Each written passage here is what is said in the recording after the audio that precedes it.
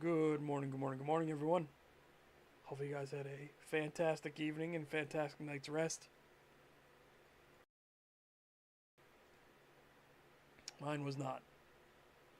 I got 2 hours sleep. That's it. So I'm a bit rough right now. A bit rough, but it's okay. We'll get there. Yeah, very eepy.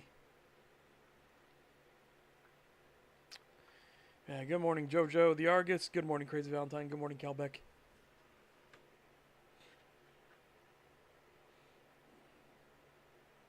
Yeah. Oh my goodness. I got more. Got a nice chunk done. We're 83 pages now. I'm hoping to get to 100 pages before the weekend.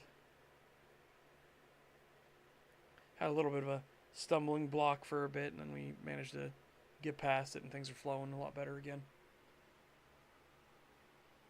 Oh, I deny the coffee. I don't want caffeine.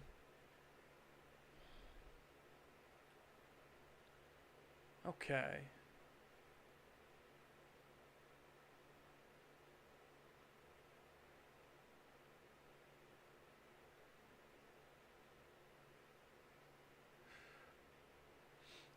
Okay. Or for my veins then, yeah. Yeah. I said I'm also thinking of redoing one claw glyph, and that's this one, the Yalder Scald. It's not thick enough. The other ones look nice and thick, right? Maybe this one, but I can easily change up the stoof. That won't be too difficult. I can literally increase the thickness of the claws. The Yalder Scald one, I'd need to redo it to make it thicker. Thick. Yeah, the Speya one's fine. Just maybe the moon I'll make thicker. Or maybe being thin is intentional. We'll say thin is intentional.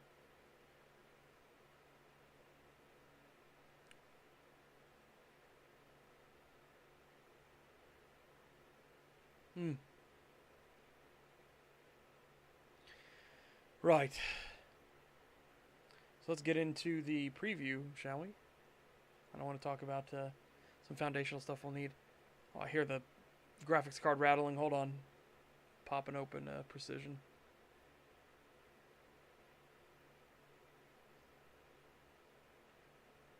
There we go. I should stop that. Right.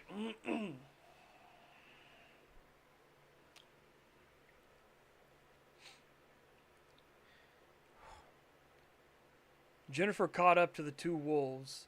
This trio traveled in silence for a time, but then Michael broke that silence after taking a deep breath.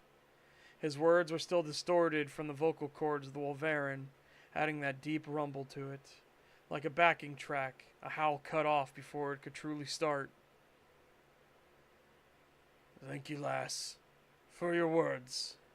It is appreciated. Oh, don't mention it. It's just the truth of it. Mr. Wolf with one F. She smiled a little and nodded her head.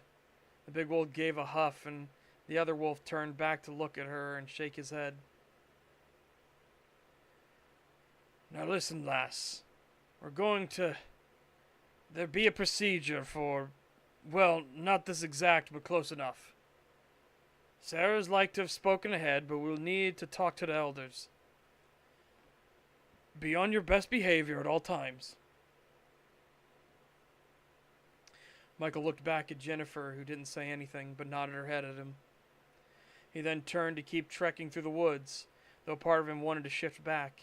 He had to admit he enjoyed this time in the rising sun as his true self. They were also going far deeper into the woods than anyone else would travel. After about an hour of walking, there came a howl nearby. That was soon answered by one further away. Jennifer turned her head to look around, but Michael spoke up. That be the outermost patrols. Another hour should do. Jennifer let out a groan and looked about the forest some more. I am Ashamed to admit that my feet are sore. She grumbled a bit and then shook her head some before continuing onwards. Oh well, can't be helped. Her words were cut off when a large hand grabbed her back and hefted her up. She then found herself tucked under an arm as Michael carried her like a football. This made her grumble some and look up at him. I can still walk. It was just idle groaning. Well then, as you say. Michael then let her go and she fell to the leaf litter with a grunt. You could have put me down gently at least. She then huffed some and picked herself up, brushing out her pants a little before she started walking once more. Why did you pick me up though anyways? Suppose I just wanted to keep progressing. I want to get there. I'm ready for some rest. The red werewolf continued to walk, the strands of orange hair catching in the light. Oh my goodness. Hey, let me blink the sleep out of my eyes for a second, because I had a moment where I blinked and things got fuzzier. So clearly I still got some eye boogers and stuff. Oh, crusties. Again, I only got 2 hours and fucking feel awful. The red werewolf continued to walk, the strands of orange hair catching and the light flickering between the leaves as the sun rose higher and higher. Was that the whole truth of it, though? For now, he couldn't say for certain one way or the other, but he would just be happy to get to the perimeter at Initial Haven. Normally, he would have shifted to Ulfer and made the journey quickly, but he had to think about Jack and Jennifer now walking with him. At the very least, though, he should be a bit less conspicuous, and so slowed his pace. The others looked at him, and he began to grunt in pain a bit as his body compressed, and the larger coat unfurled into the uniform he had been wearing. Once more he took on his Mother form, and let out a soft sigh before returning back to the pace he had set before.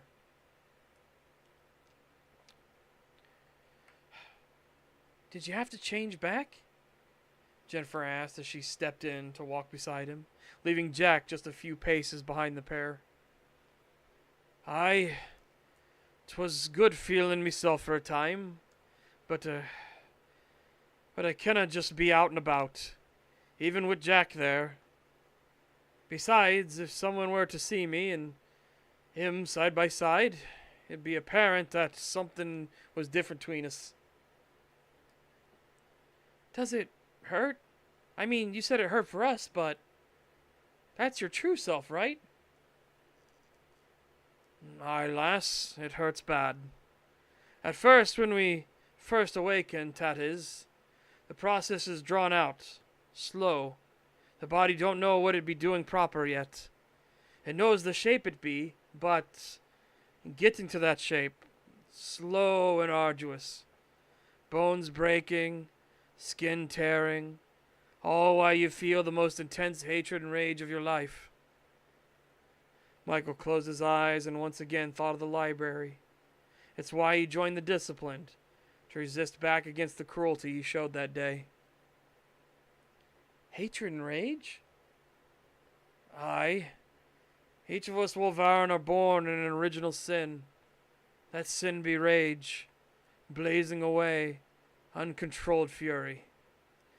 It is an unintended side effect of the boon our species was gifted from Meraxus. Can he not undo it? Nay.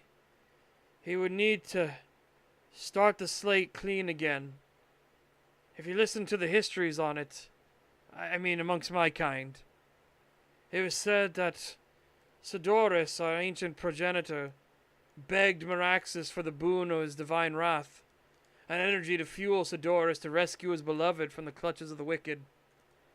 Meraxus was hesitant, but gave it, for Sidorus had ever been a leal companion to the... Meraxus was hesitant, but gave it, for Sidorus had ever been a leal companion to the Emperor. Why didn't the dragon just do it himself? Rescue her, I mean. He had given promise to the world. The war amongst the heavens was brutal. It needed to come to an end. and let that world heal itself.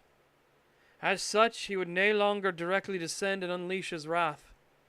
It was a time for others to stand and keep the gods in the divine realms. He was nae going to violate that promise, but as a god, he can grant boons to his followers. But that was just for Sidoris. How did it, you know? Well, I can only speak on what the Hjaldarskald have said. It seems it were meant to just be Sidoris. But when the first of Sidoris' children, a son named Eldestin, underwent his awakening, Michael took a deep breath and sighed. He flew into a murderous rage. Meraxus could feel the tether, the binding of the compact between himself and Edelston. With all haste he descended, but it'd be far too late. Edelston slew his sister and a few others in his blind fury. That's terrible. What happened? Meraxus came. He flew down and grabbed Edelston, held him close and squeezed him. This be where they embrace to get their name. Them that indulge a little in their vices and sin. Edelston was awakened in sin, and Meraxus accepted him. Even as he flailed and tore at the divine dragon emperor, until that fury subsided and the exhaustion came. And then the tears of Edelston fell. It was said that Meraxus spoke to him, still cradling him close, an apology for the terrible burden he now saw on the Wolverine. He made promise then and there that nae Wolverine would be allowed to fall into the true hells of hatred, rage, and malice, wrath without reason. That unreasoning wrath would make each of the Wolverine a smiler from the moment they awoke. Each of us fated for that part of the shifting hells. But Meraxus swore that he would nae allow that. We were innocent, but burdened by this sin of his, and thus he would work evermore. So you are one of the embraced. This time the voice came from Jack, and Michael turned before shaking his head. Nay, lad, I am with those of the Wolverine that call themselves the disciplined. We cast away that sin and work hard each day to avoid sin in total. We don't much get along with them embraced. Nay, that we're at war or anything, just not friends. But Meraxus has shown he works with both camps, especially when dealing with them smilers. I dinna who be correct, but me life is me own, and I'm grateful to Meraxus for his never-ending vigil. It be through that vigil that we will Varin get the chance to rest in the divine realms when it be our time. How do you know? Jennifer this time. Because, lass, we will Varin be spiritual beings, nay, just religious-minded for how. Yeah.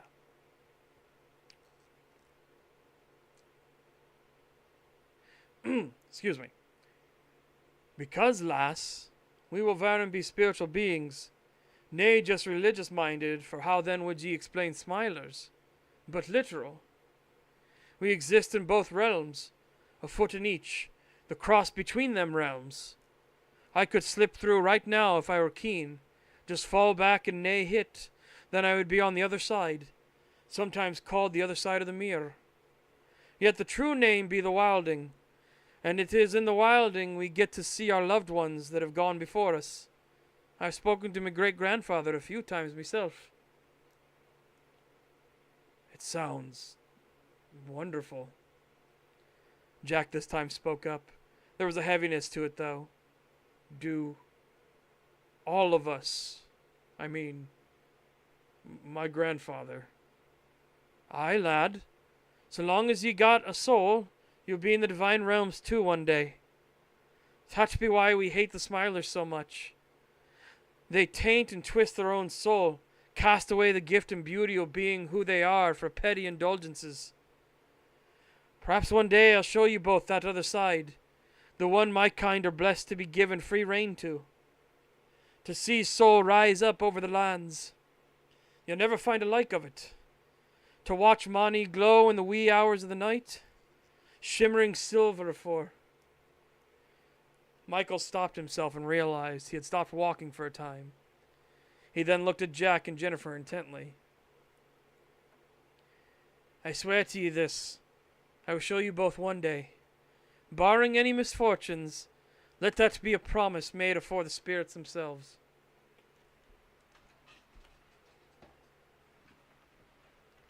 Okay. So there's a part of the preview for you. Oh, I still can't drink yet. Hold on. I gotta wait 2 more minutes. 2 more minutes so I can finally drink. Blech. So, I'll take a breather for a second and then we'll go on to another little tidbit, right?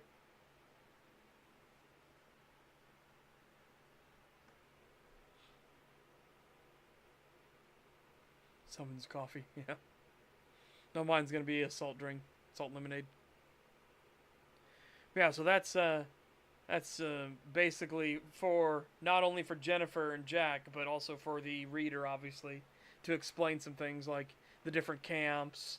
So now the readers know about the discipline, the embracers, the smilers. Essentially, why the embracers call themselves the embracers. Because it was when Meraxus embraced Sidorus' son.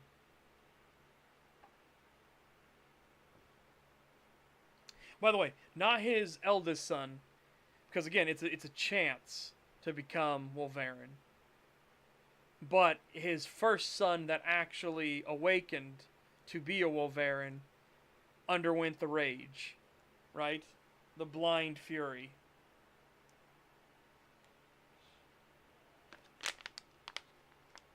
This is also what lays the groundwork for why and how the spirits know what it looks like when a Wolverine is going to, like, pop.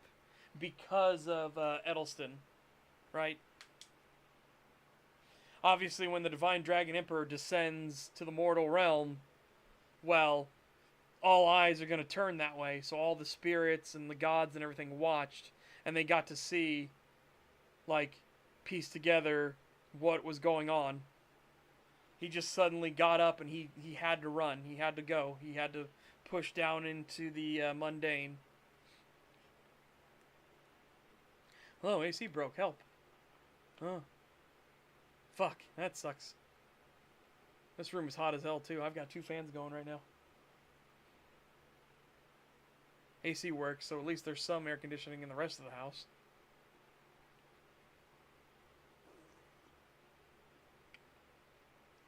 Oh. Man, oh man. I thought I liked the orange salt the best. No, the lemonade salt is fantastic. It blends real well.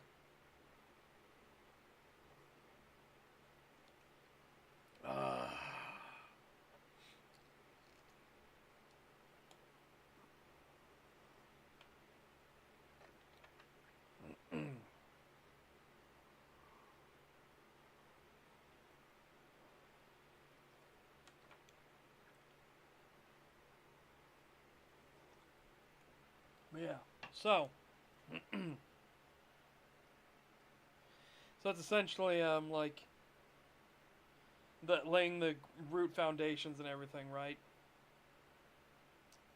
And we've already had Michael talking with Jennifer, explaining the Meraxus trifecta, right? The weak, the wicked, the strong.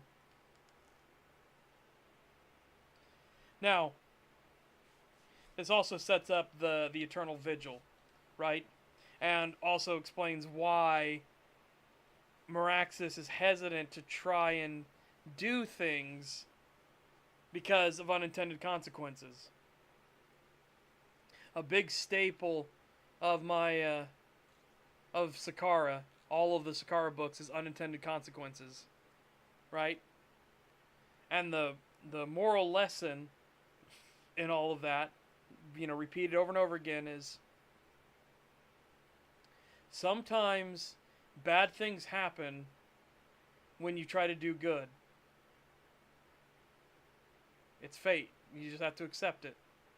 But that's a part of it, accepting it. You take responsibility for it, right? Like, you don't dodge responsibility or anything. You have to take responsibility for the bad thing that happened, regardless of what your intent was. Too many people want to dodge responsibility for things.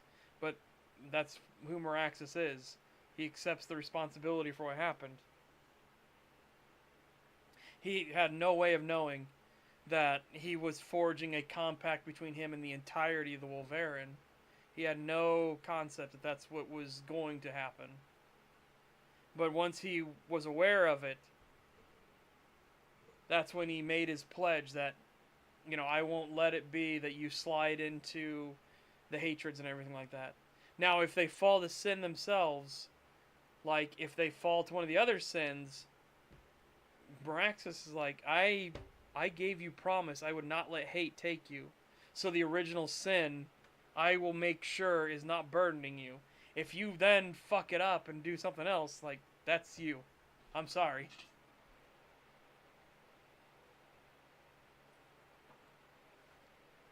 I only guaranteed that there will never be a Wolverine in the shifting hells of hatred.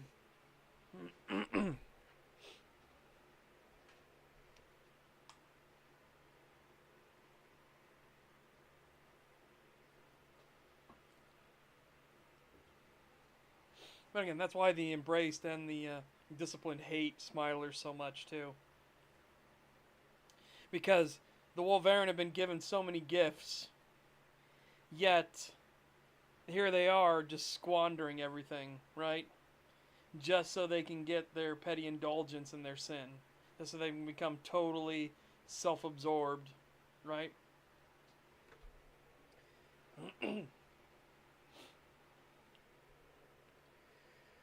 Okay.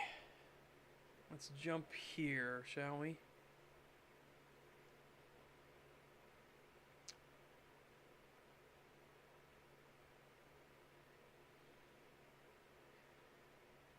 William felt strange. He was not centered anymore, and his body felt like it was tearing out itself over and over. His hands felt numb, and his breathing was sharp and shallow. This naturally drew Samantha's concern, who placed a hand on his shoulder, and this brought his focus to her. As he looked at her, he felt better, the weariness and worry slowly draining away, and he even gave her a smile. I'm fine, Samantha. I don't like how any of this shook out. I understand, but that ranger was right. We have his name. We have the truth of him. I didn't get any sense that that woman, Jennifer, I believe, was lying or misleading us. So perhaps the NDA doesn't know everything, as I'm sure you're keenly aware. The world is more complicated than we know. They say that at orientation. I've even said the same thing to new recruits. It's a new thread for us to pull at, and this is the most exciting date I've ever been on. William's attention focused squarely on her as she smiled at her little joke. This made him offer a chuckle in turn. He brought his hand up and gently rested on her own. He could still feel that odd sensation in his body. It wasn't going away, but he could set it aside for now.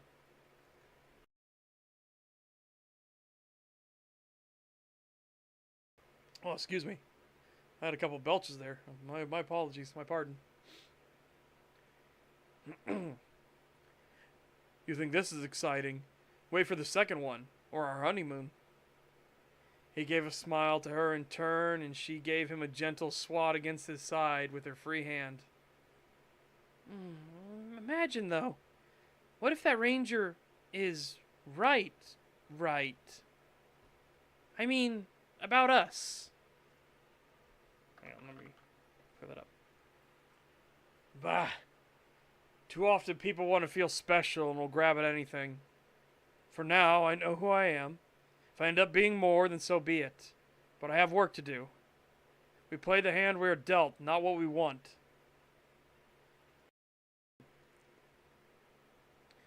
William's words were not as steady as they usually were, perhaps because a part of him was crying out that it wanted this to be true. Right. Well, We gotta figure out we gotta figure out what to tell janitorial. Custodial. Ah, right. Fucking code names. At least I was close. Next month it's gonna be catering. Oh, and are we gonna get assigned as waiters? Valets? The help? She smiled again and then slowly stepped away from William as she headed back in the direction of the visitor center. Cooks, actually. As for what to tell them, I think the Ranger story is solid enough. I don't like that it seems so simple for him, but they have a decent enough cover, which stopped most looking, especially given the EMT checkups and photos of his bruises from the vest catches. Likely the security system has already been compromised. Could easily say the men that broke in tampered with it, or even the sprinklers. You saw all that water everywhere. The poor office. That is going to be a hell of a bill to replace those computers. Radio equipment, chargers. Yeah, our tax dollars at work. Well, yours perhaps. I have an exemption. I'm with the government, don't you know? William let out another laugh and then followed after this clearly devious prankster he had fallen for. Whatever the future may hold, for now at least, he was happy, and there was potential for greater things on the horizon. Well, there you go. There you go. Some more of your preview for it.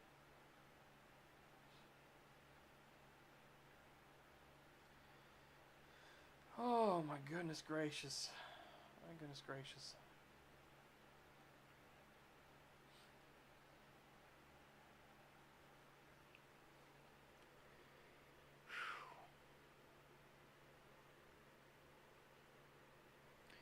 Essentially, Michael has told Samantha that she's likely a were-raven, and William is a Wolverine like he is.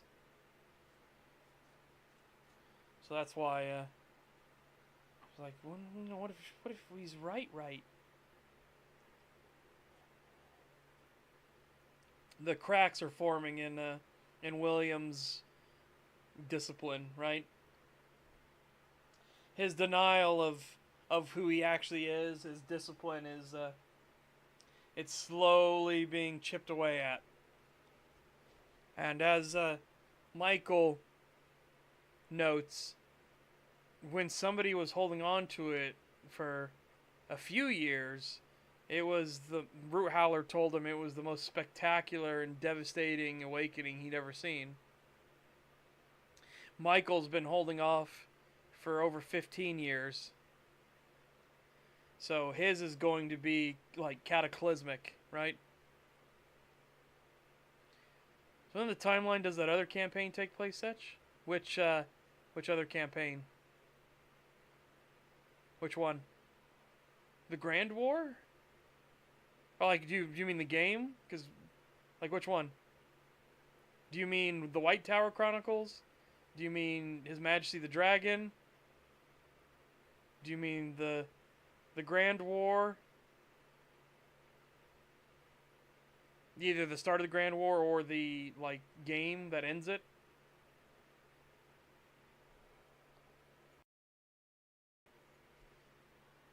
Oh, I don't fucking know.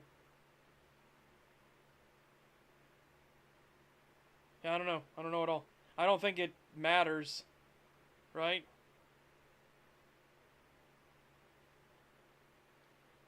That first one was just, it was bad. Like, it was a bad Left 4 Dead 2 map, right? It would have been a great No More Room in Hell map, but No More Room in Hell is vastly different than Left 4 Dead. It's much more slow, ponderous. The zombies are far more fucking dangerous individually. Oh, yeah.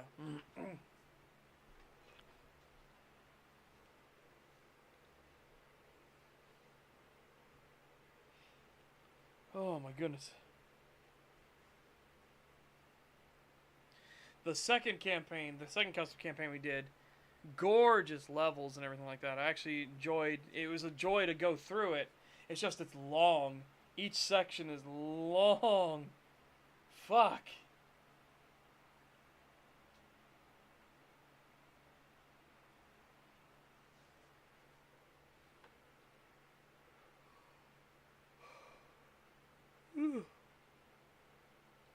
Sorry, I'm super tired. I am super, super fucking tired. Yeah, the gym was nicely designed. Like, again, I think the whole level was, all of it was nicely designed. That fucking hell spot, that was brutal. That was genuinely brutal. I can't believe, like, that's a versus hell spot right there. Because that sets you back so far. Like, holy shit.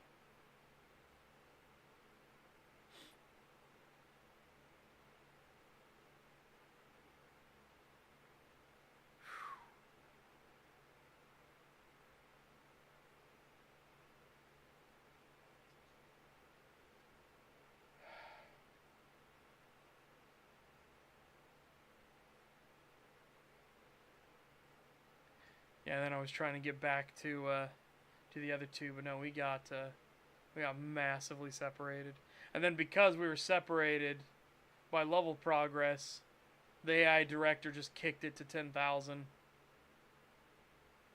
because it thought, oh, you want to try to abuse things here, do you? It's like, oh fuck. There was no getting out of that. It was game over.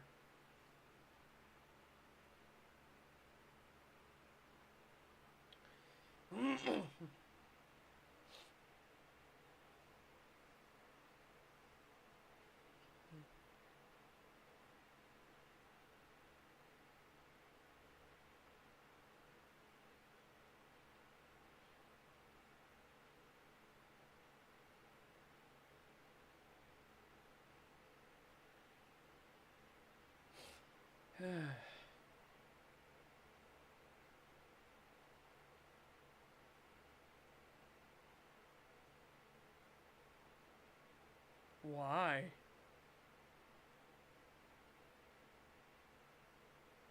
Why? And voting needs to be made harder, not easier. It really, really does. Because you want people to be invested and, like, actually, like, learn shit, right? An informed voter is always better. Always.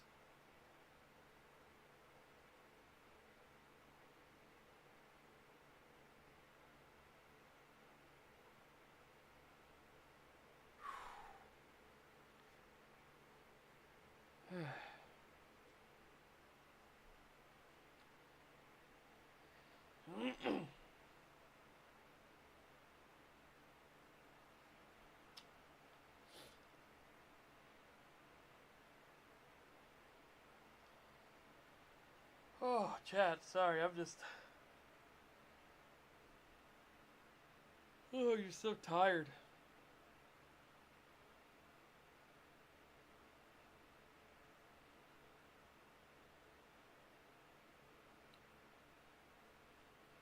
Just so, so tired.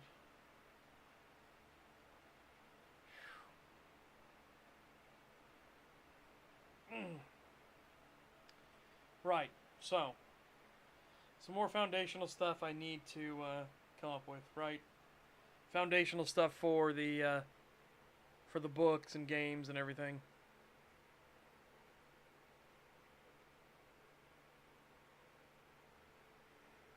Oh my god.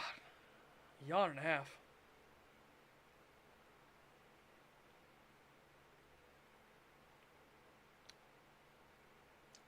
Well, I need to come up with, like, the name for the cairn, the bond, stuff like that, right?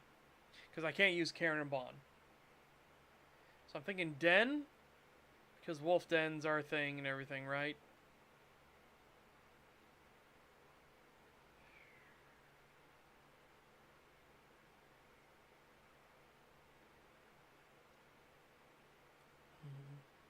Oh, actually, wait a minute. What if...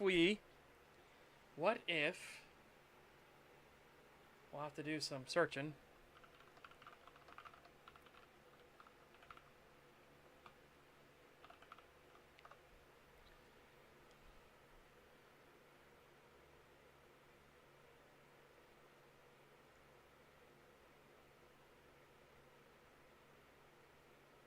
Okay, so Hof Horger.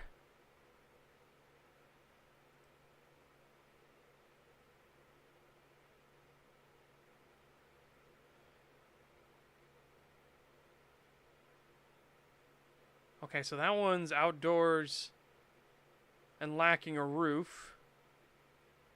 I could. Hmm. Hmm.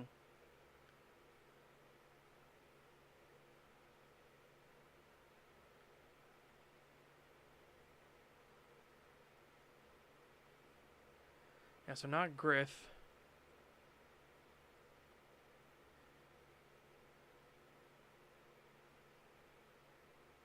Frithgeard. This term specifically denotes an area or place considered sacred and used as an asylum or sanctuary, emphasizing its role in offering protection and peace. Now, I think Horger is correct. Let's follow links for it.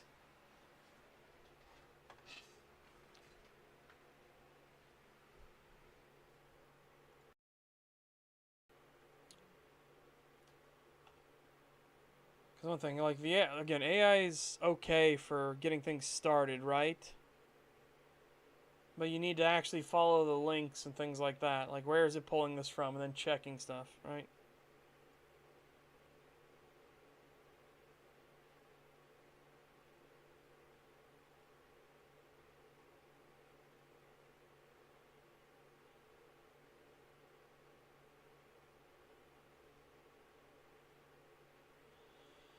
Okay, so yeah, Horger.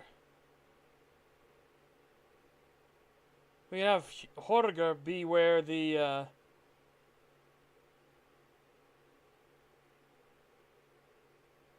yeah, that could be where the stuff is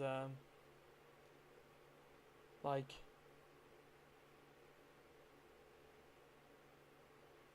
the totem and everything is at, right?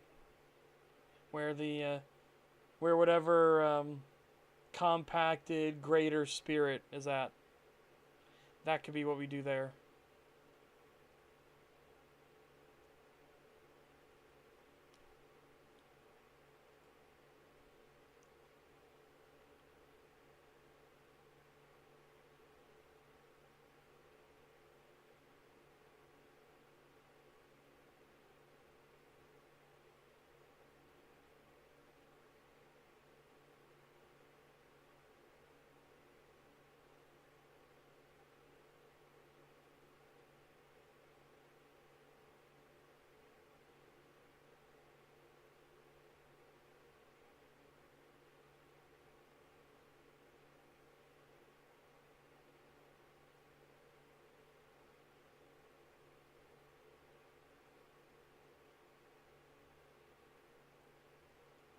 Hmm.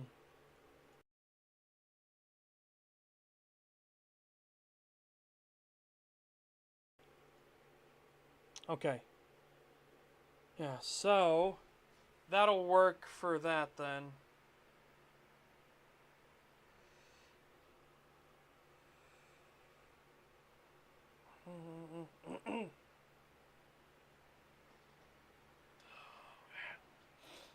Oh.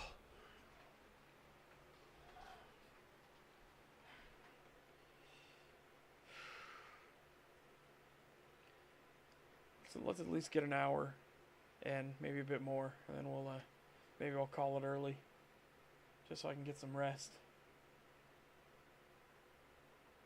Cause yeah, I'm like, ooh.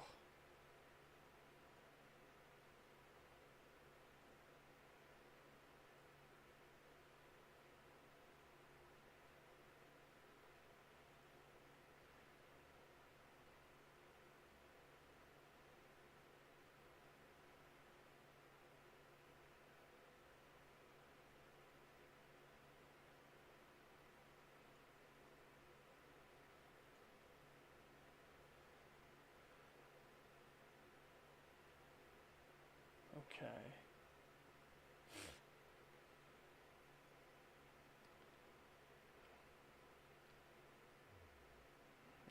I just did not sleep well. I didn't sleep well at all. I got maybe 2 hours. So I'm just kind of bleh. Very bleh. Bleh. Alright. So, you're all good for that. Defensive. Or if there is such a thing, we'll find out.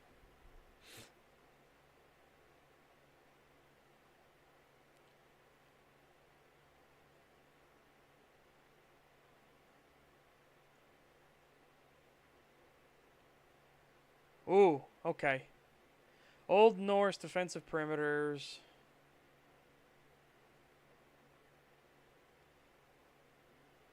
Yeah, what are they called?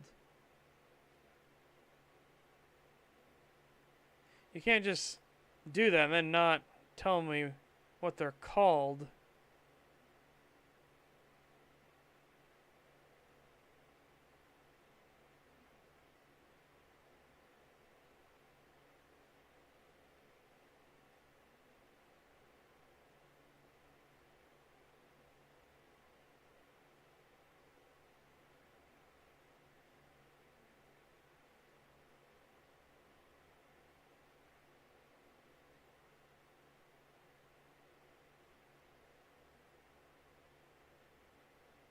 Trelleborgs is what this says.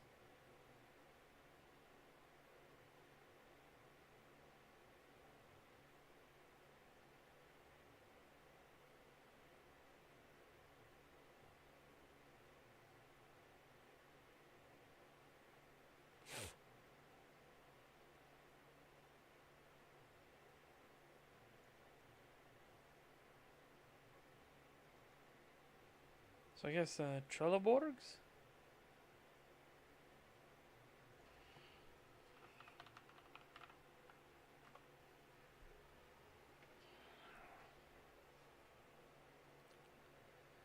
Type of Viking Age ring fortress characterized by its circular shape and specific layout. Name itself is debated, potentially meaning either Castle of Thralls or Timber Castle.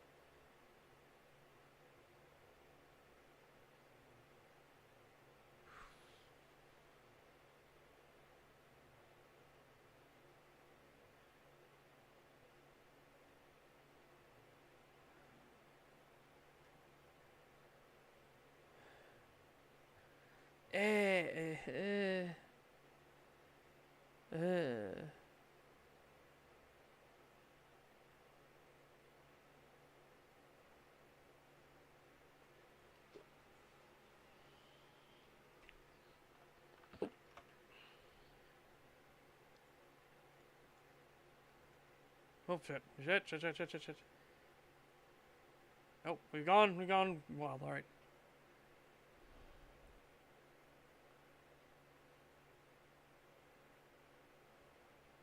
Steinwirke. What does that sound like to you? Anybody else? Steinwirke. Stonework. Steinwirke.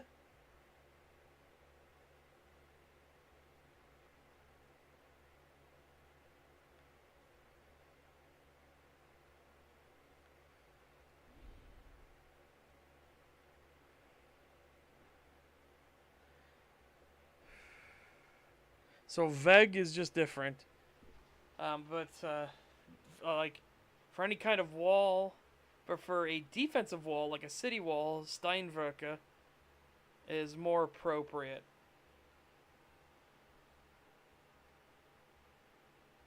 Okay. So for notations, I'm going to put in the literature and writing potential notations.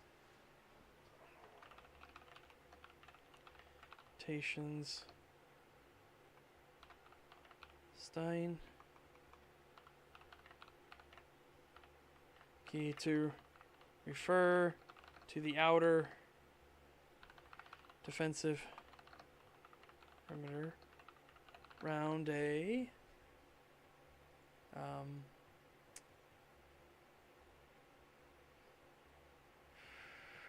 horger.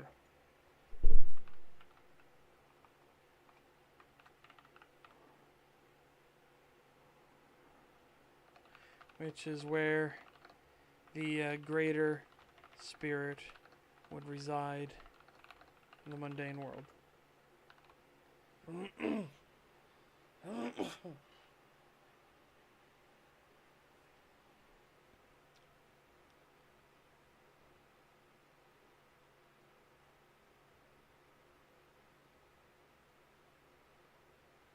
Okay. Yep, we'll do that. Do that for now. So I put those in the Discord. Oh my goodness sakes.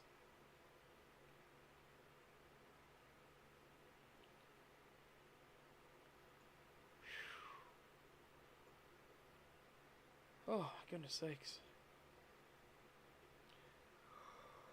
Oh yeah, I need to work on Marax's song as well.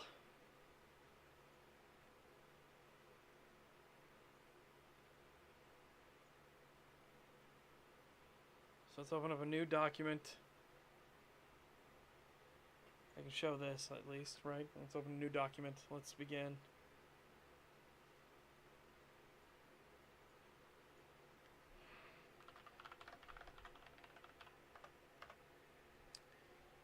Okay. Marax's song. Alright, so we'll need to figure out how to start it. I'm going to put a blank here for start.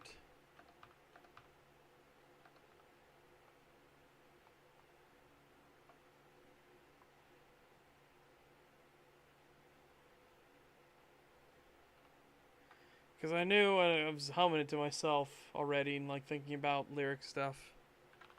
So I asked him what song I should sing.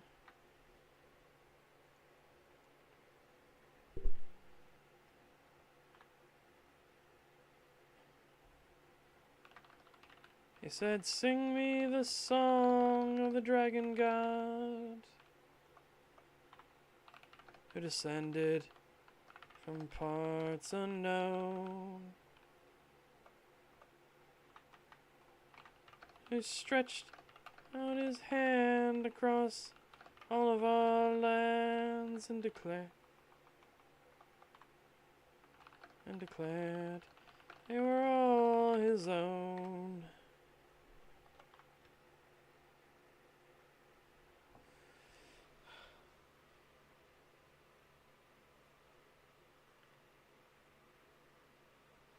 Okay.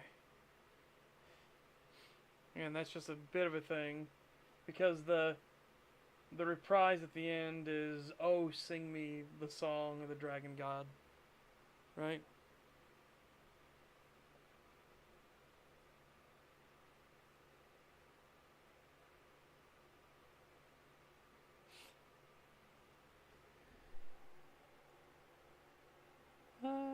Stretch out his hand across all of our lands. Stretch out his hands across all of our lands. Let's do hands, lands.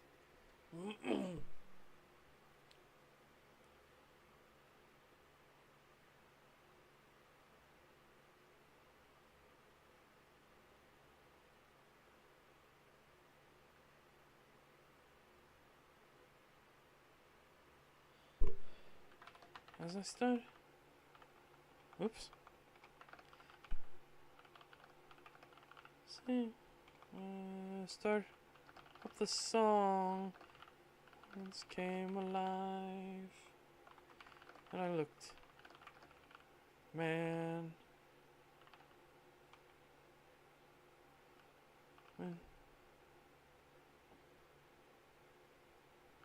The tear into his eyes.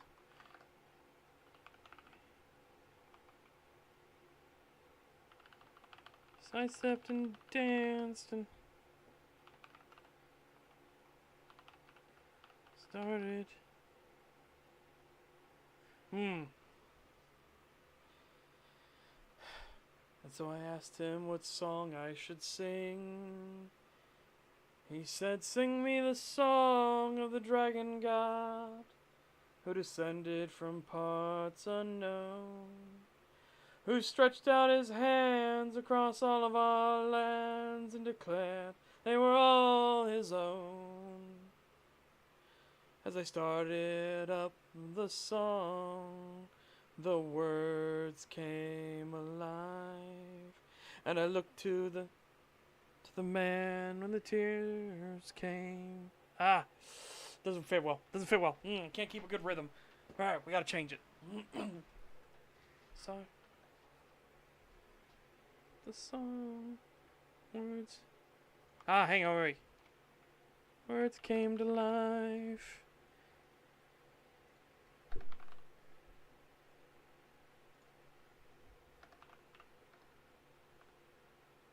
Who had asked?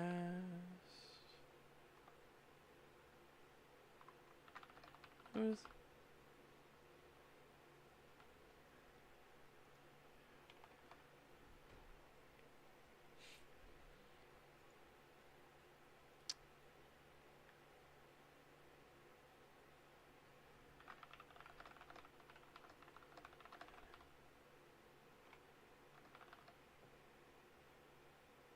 no, that's what it was.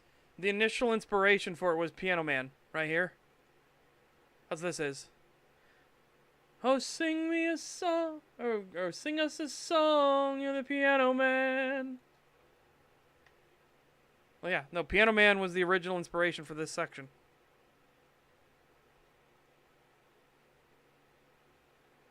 And that's when we started piecing together bits and pieces around it, right? The initial part was that. Sing us a song, you're the Piano Man.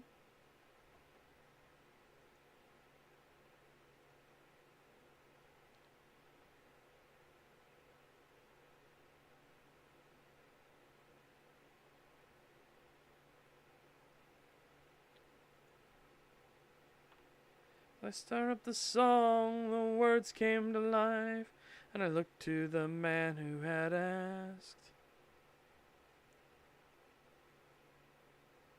Sandlot Kids? What? That should just be Sandlot, right? Not crazy, right? Or is Sandlot Kids what they called it in the UK, maybe? That should just be the Sandlot. Yeah, it's just the Sandlot. But now that makes me wonder, did they call it that in the UK? Ah, released in some countries as the Sandlot Kids. Yeah, okay, well there you go.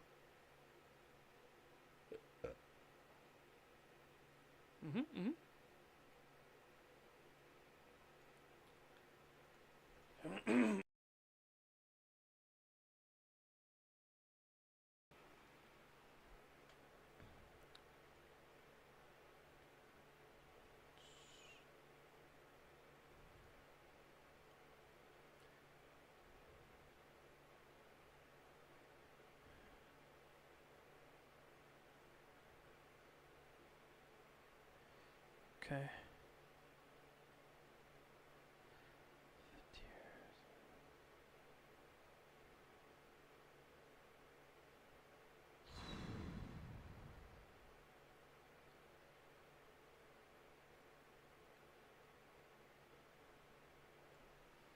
Um.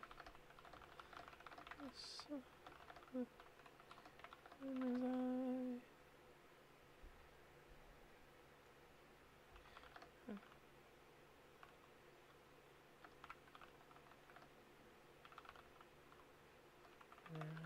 to dance.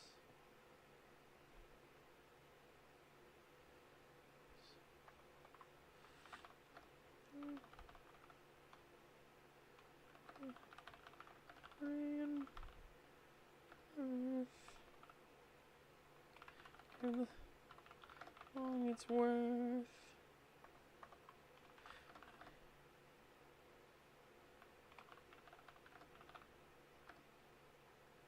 Out.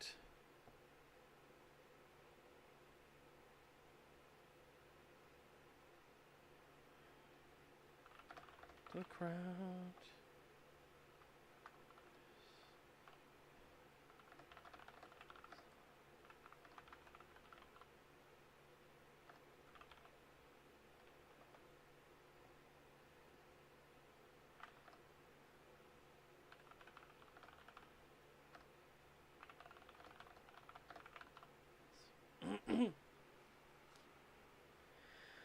Okay. And I looked to the man who had asked. It was then that I saw the tears in his eye. And he gathered others around to dance. The revelry and mirth give the song its worth. And he shouted out to the crowd.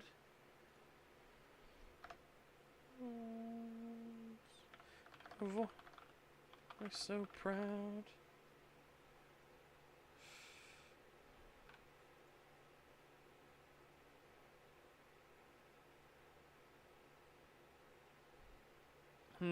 We need to work on these.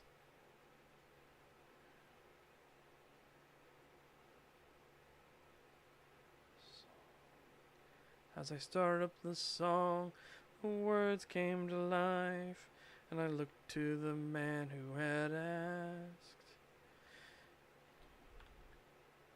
It was then that I saw the tears in his eye, and he gathered others around to dance. Let's say those around to dance. And gathered those around to dance. The revelry and mirth give the song its true worth. And he shouted out to the crowd in a voice so proud. Yes, this is the song of Meraxus come, the dragon that fought the very gods.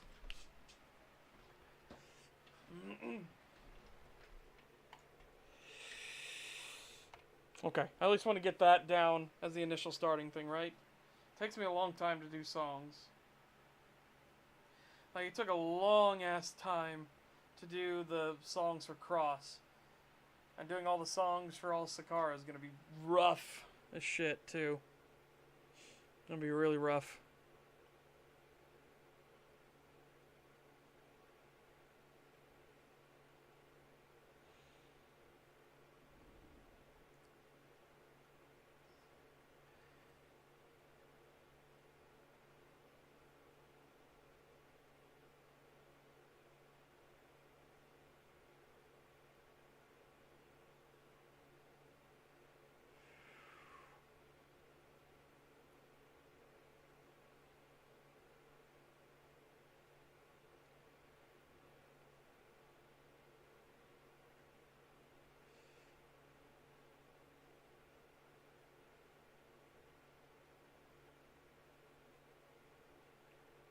Yeah, it'll take me a while. And what's essentially the reason I wanted to get part of this started was because Root Howler's going to talk to Michael when he arrives at the den, which I'm just going to call. Actually, wait a minute. Let's look up one thing. Old Norse for den.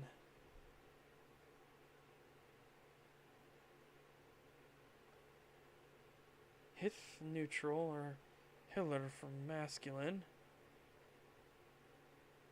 Specifically refers to a lair or den when used by a bear.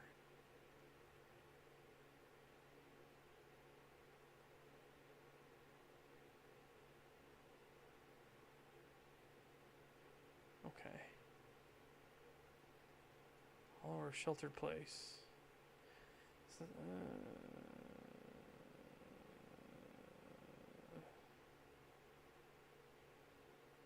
no, let's not. We'll keep, I'm gonna keep Horger for it. Yeah, we're gonna keep Horger for it.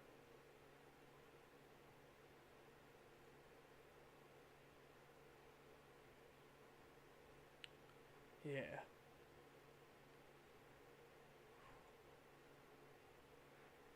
Yeah, when Michael shows up to the outer perimeter, though, the Steinwerke, he'll have other attendants that will come. Those other attendants are Falsulfur as well. I've also changed Falsulfur. I got rid of the hyphen between, right?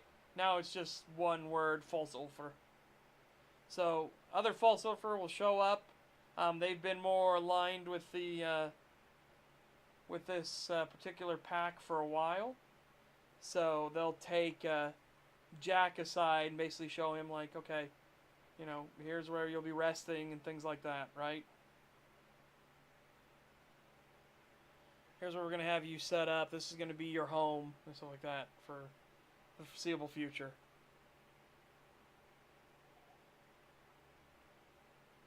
And again, Michael doesn't want to force him to do anything, but he can't have him leave, right? So it's a damned if you do, damned if you don't. He can't have him running around loose as a fabled werewolf and like trying to talk to people or like saying shit and things like that. It's like, no, can't do that. Can't do that.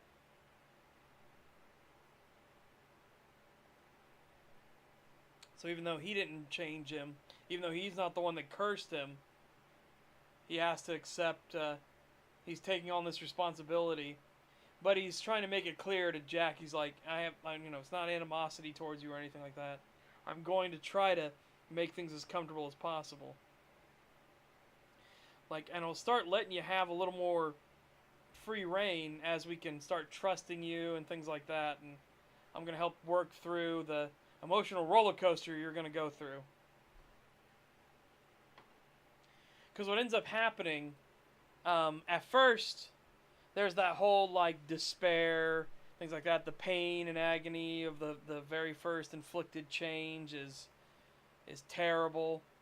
You feel miserable. You want to go back. Why is this happening to me? You know, you get very depressive states. Then what usually happens is after the depressive states, there's kind of a ramp up of like a high, of increased emotional like positive state, because they're like, well, I'm stronger now. I'm a little bit faster now. You know, I can get hurt, but things heal up better and quicker. You know, you're not as the fucking like supernatural healing like the Wolverine have, but you have increased healing and everything, right? So it starts going into then getting into like an ego trip of feeling indestructible. This is the usual arc of what people go under. And then there's the hard crash where the ideas of reality start setting in of like, but then what happens? What if I lose control? What if I hurt people I care about? What if I, it's that massive roller coaster. And Michael's like, I'm going to be there to help you get through that. Once we get you over the roller coaster, once we get beyond the swings and what your feelings and everything are going to be, the strength you're going to feel flowing in you is going to make you feel powerful, untouchable, and strong. And then you're going to start thinking about, like, if you start hurting people, like, this was a change that was forced on you. Can I change back? Can I not change back? Like, the self-doubts and everything settle in. But once you get through all of the roller coaster ride, then Michael will eventually break the contract on him and let him be like, okay, now that you've stabilized, now that you're not wildly swinging from the extremes, now that things are calmed, to show you that I'm a wolf of my word, I'm going to break the contract now. So nothing can break the curse on you. The curse is permanent. But now you won't have the mark of the alpha forcing you to do things. Right? And once somebody has been marked, this is the benefit of the mark of the alpha. Once you've been marked with the mark of the alpha, you have to obey. You have to obey the alpha. However, once the mark of the alpha has been removed for one reason or another, like the alpha dies, or the alpha removes it themselves, you can't be remarked, right? The contract was already used. So he doesn't have to live in fear of like some other Wolverine, maybe with less scruples, than Michael has coming along and just being like, oh, I'm just going to mark you. You know, I'm going to beat the shit out of you in a fight because I'm Wolverine. You can't stand up to me. I'll beat the shit out of you, and then I'll force the mark of the alpha on you. It's like he doesn't have to worry about that again.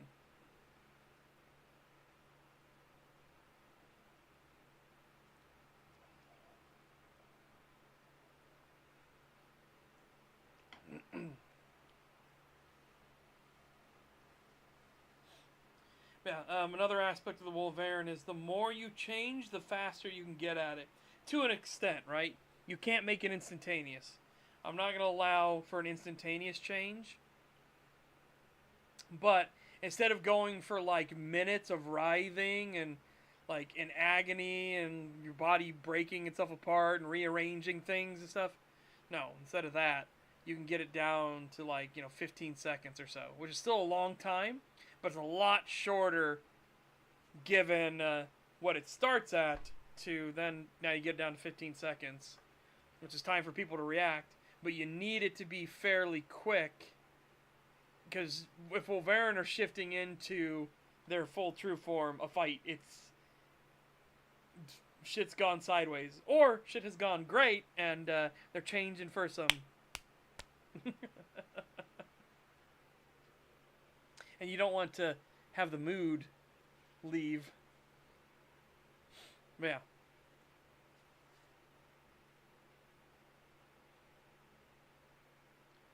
And that's going in any of the forms, right? There's a bit easier time. It goes faster if you go from like Mother to Ulfhetner, because you're just growing in size, getting a bit of fur and things like that. It's not a total like deconstruction and rearranging of things. It's a bit of stuff. So you can get that in about like 5 seconds, right?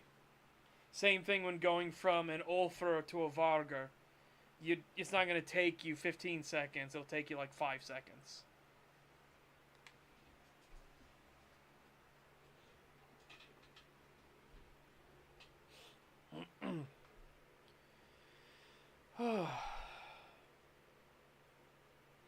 That's why Michael notes, or at least I note in narration for it, that Michael changed to the form faster than one would expect, given what all is being changed, right?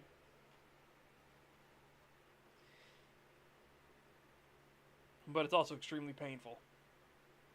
And so as he puts it in himself, he's like, so here's the thing, right? I want it to be quick because I want to get the pain over with quick. That's also why they don't like to shift rapid fire between things, but it can be useful. Like if you need to keep someone awake or keep someone alert, it can be useful to shift between the forms quickly just to get those doses of pain to come in.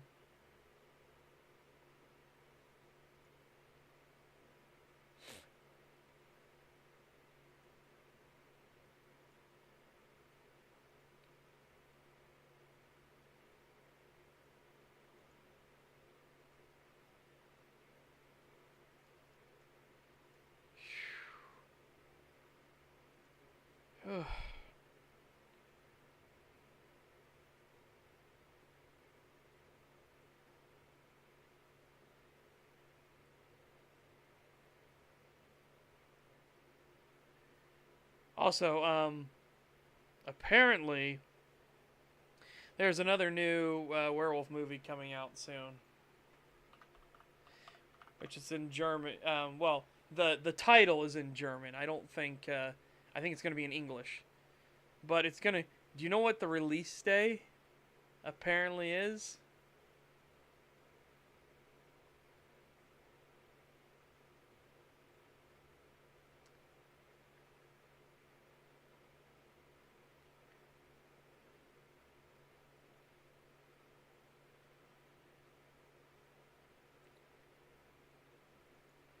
Yeah, no, it's not gonna. It's not gonna do that. And it's Wolverine. Wulvarin.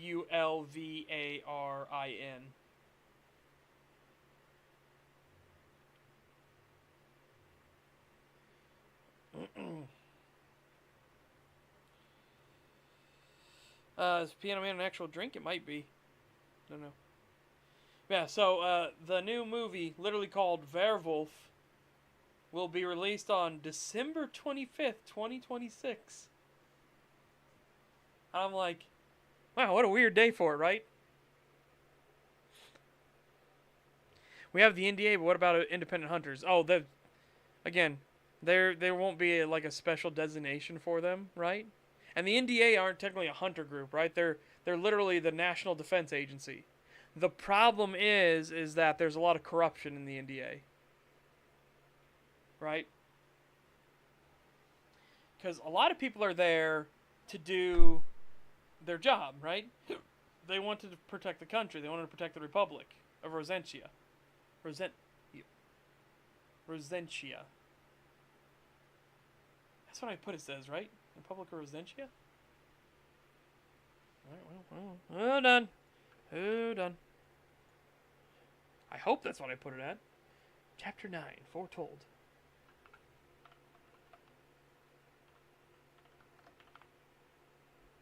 Yeah, Republic of Rosentia.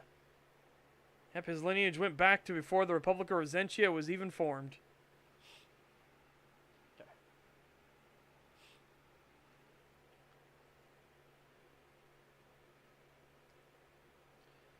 Yeah, anyways, also, of course, Samantha made the joke, like, once they revealed we're with the NDA, and she's like, "I'd tell you more, but we definitely signed one."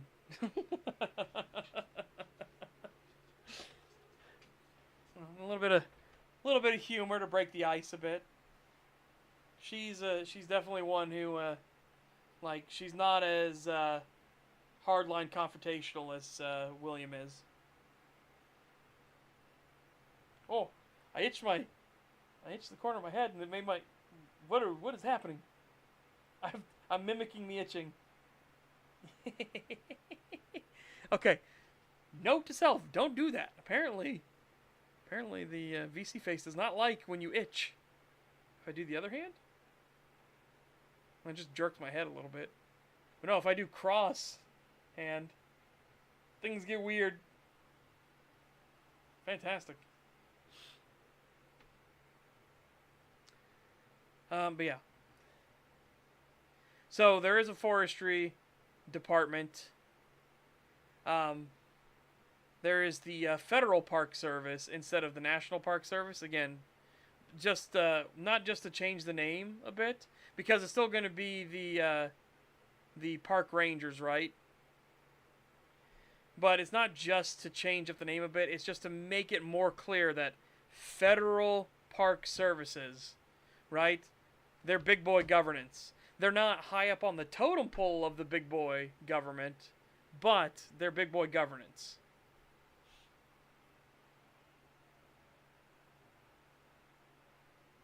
Also, FPS.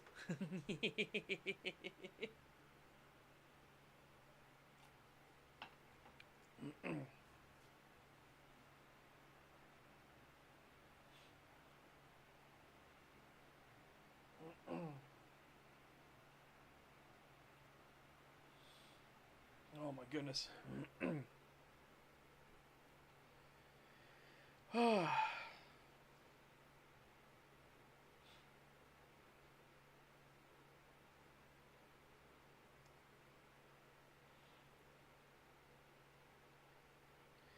Yeah, another thing, there's not going to be like any specialty thing. There won't be like any god-touched hunters or anything like that. Right? The gods and everything are already in on the know about the Wolverine and stuff like that, and they really don't want to mess with things. Not so much because they agree with the Wolverine and everything they do. The Wolverine do help protect the spirits and everything, right? And they are fighting the demonic threats. They just don't want to piss off Meraxus. Meraxus has taken the Wolverine race under his wings, basically, and he's just like, nope, these are mine. Mine.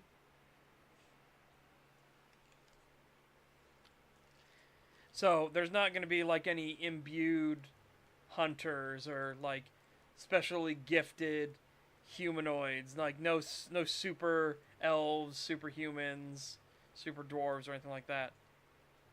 I want them to, if they overcome a Wolverine, it's through like actual planning and thinking and you know lots of firepower, most likely.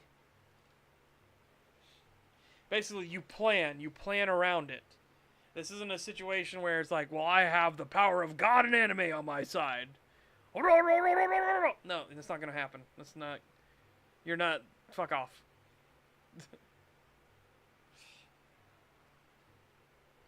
But if you show up to a Wolverine and you're like, I have the power of God and anime, and 20 millimeter Bushmaster as well. It's like, okay, the 20 millimeter Bushmaster. That's probably what's gonna seal the deal.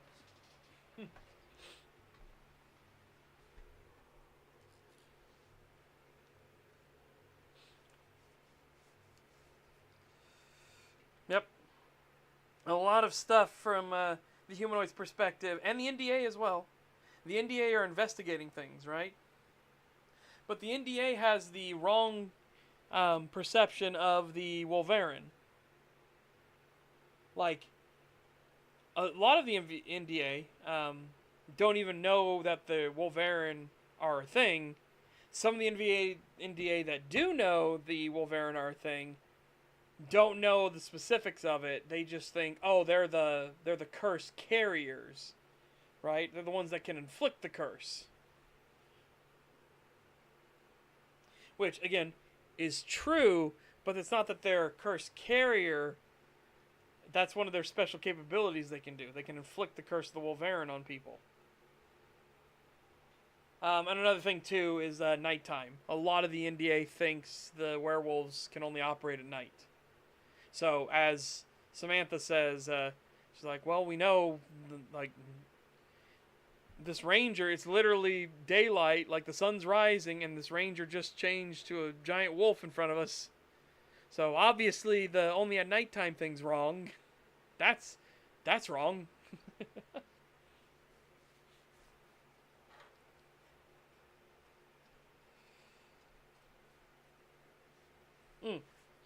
There are exceptions, Crazy Valentine, because again, the game world, and again, I'm just emphasizing game in air quotes, right?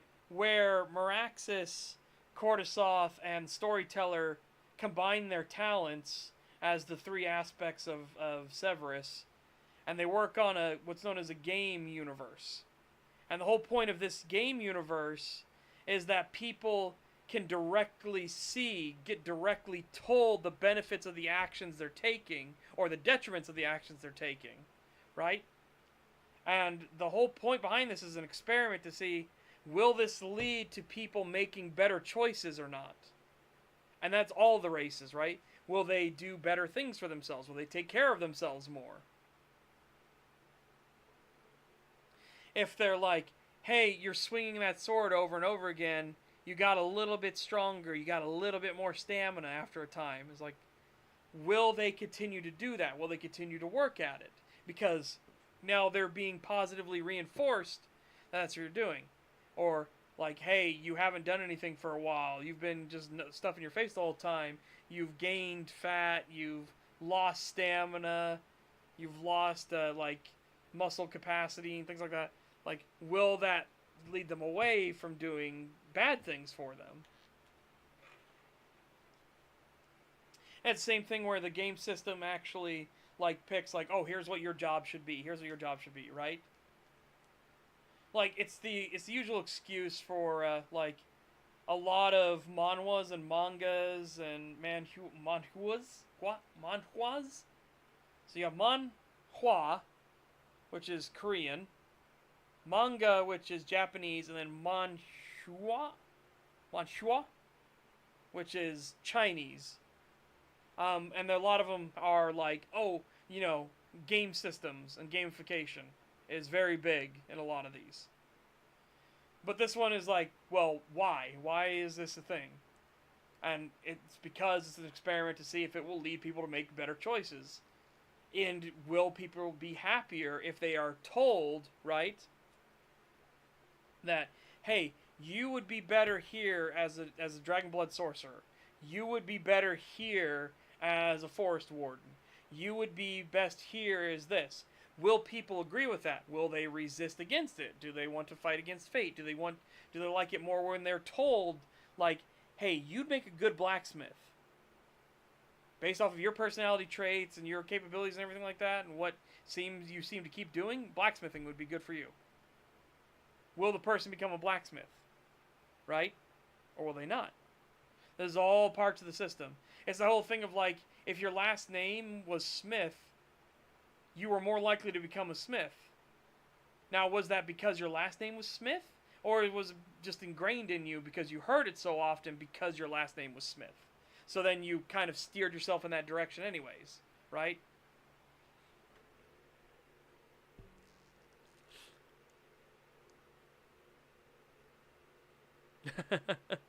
None of that is anime power to me.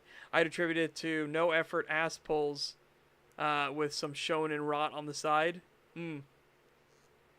Yeah, that's fair. I guess I can see what you're saying, right? Like constant Deus Ex Machinas and shit like that, right? Exactly. And that's point of the thing is they want to see what happens because they don't know ultimately. They don't know, like, yeah, no, everybody would obviously because you're being positively reinforced constantly. But would they though? Right?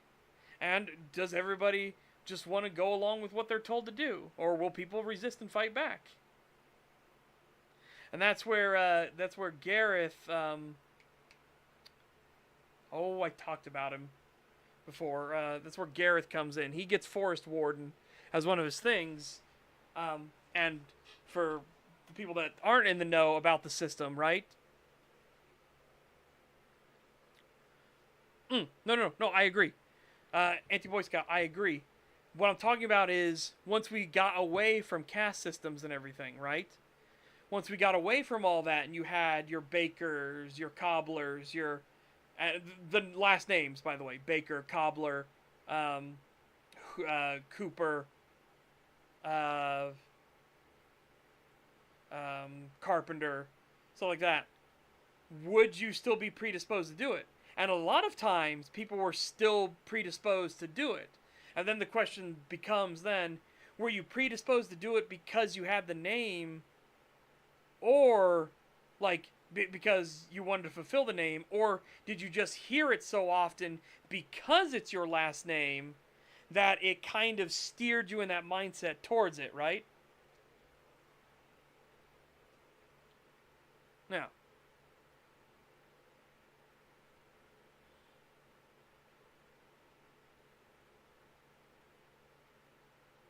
Mm-hmm. But yeah, so Gareth in the setting is not he's not the main character.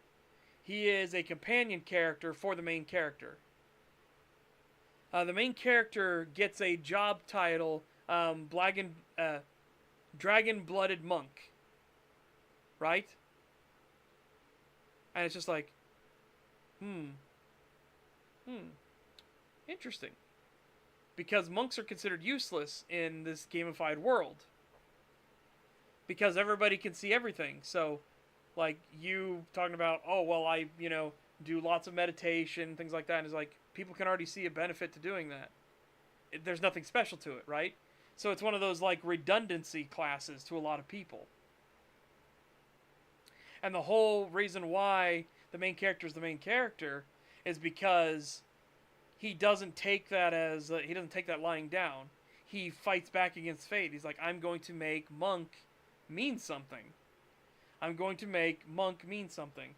And this is his journey throughout his arc in the book, is to actually awaken to becoming a full Dracoran in this world. And once he's at a certain point, Meraxis then throws the monkey wrench in. Which Cortisoth wasn't expecting. Storyteller expected it. And Storyteller's like, woo. Cortisoth's like, what the fuck are you doing? Meraxis is like, making things interesting. Tosses the monkey wrench in. The sky shatters, and now spirits descend into the world. And this is what triggers the forest wardens to undergo their awakening. Ta-da! The Wolverine are real!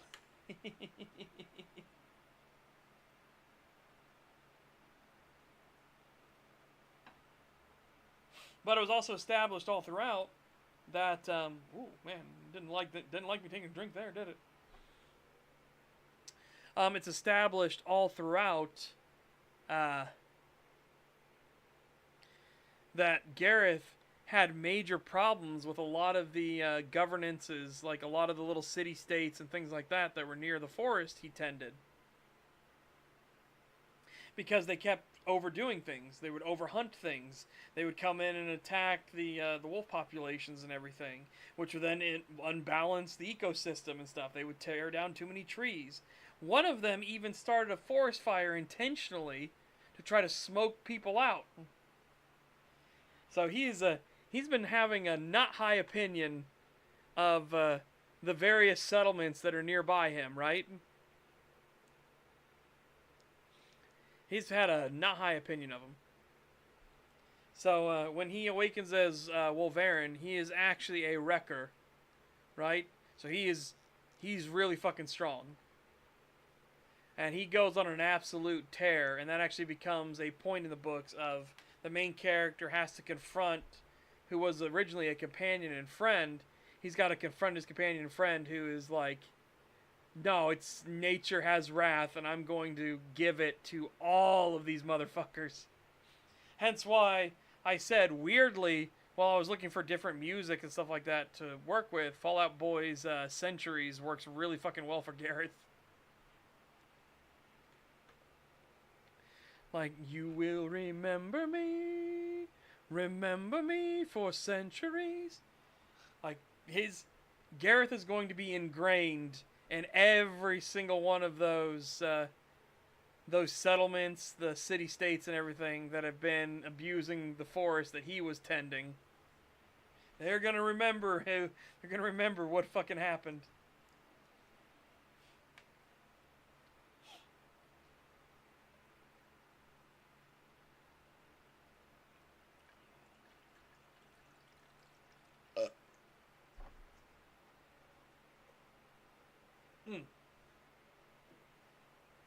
No, Storyteller realized, because Storyteller was looking into what the dreams and stuff like that a lot of the Forest Wardens were having. Storyteller actually confronts Meraxis about it. The reader won't get to know, but Storyteller will basically be like, I know what you're doing. I know what you're doing with all of this, right? And Meraxis is like, I don't know what you're talking about.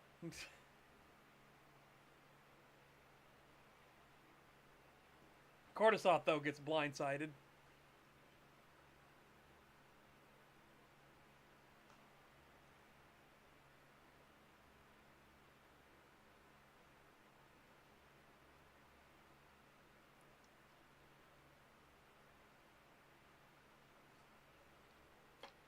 But it's not so much that he hates the idea.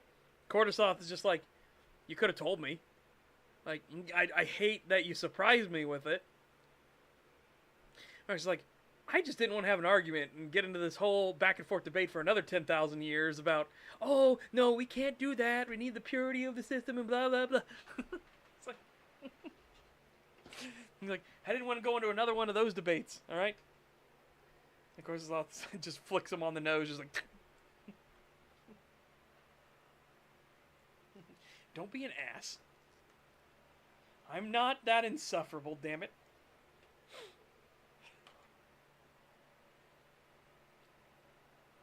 And remember, Cortisoth is the one that essentially makes Meraxis, right? Cortisoth makes Meraxis. Meraxis then jumps way over the totem pole on him. Which Cortisoth, he's not like annoyed because he has ambitions or anything. He loves being the aspect of Severus's creation, right? He loves being the creator. It's just that, like, it's one of those things where it's like, you bring up the pupil, right? And then your pupil jumps way past you. And you're just like, Motherfucker. Mmm. Mmm. Mmm. Beans. Beans, you asshole. Oh my god. Okay. Okay.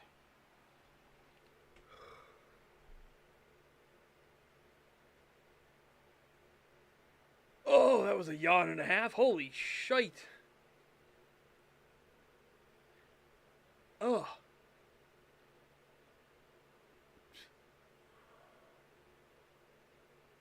Mm.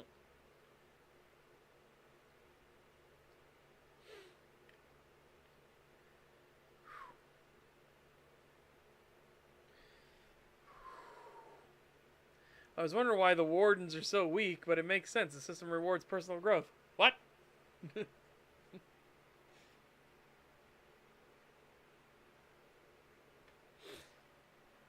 Ugh.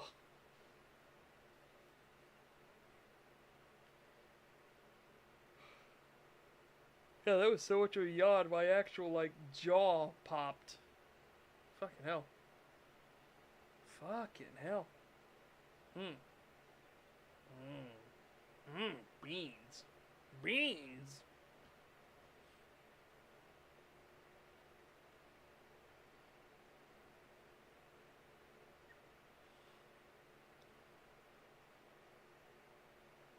Mmm. Not actually correct. Again, the caliber and quality of the people is what matters, right? Like, sure, you can have a bunch of people, but if they're all backstabbing, conniving pieces of shit, right? Are you really powerful? That was the whole thing that um, the Persians learned the hard way.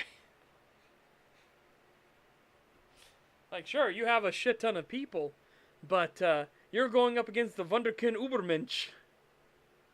They're a lot less than you, but they are far, far more warrior ingrained.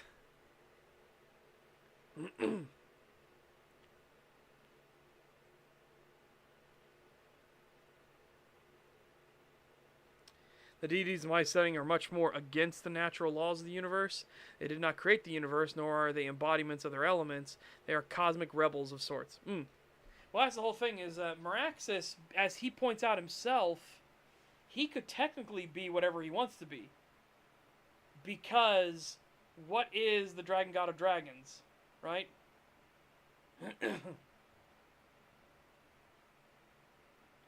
the system doesn't have any moral judgments one way or the other. That's the whole point of the system. It doesn't like judge you for like, oh, you lost karma or things like that because you killed that person. No, you kill that person, you grab their stuff, and it just says, value increased. Right? You got better at stabbing somebody. Like, again, it's not making a judgment one way or the other. It's just cold and clinical. You stabbed that person in the back, you got better at stabbing people. You rifled through their things, you've gotten better at searching things quickly. You took these items, well, you've gained these items. There's no moral judgments whatsoever in the system. None whatsoever.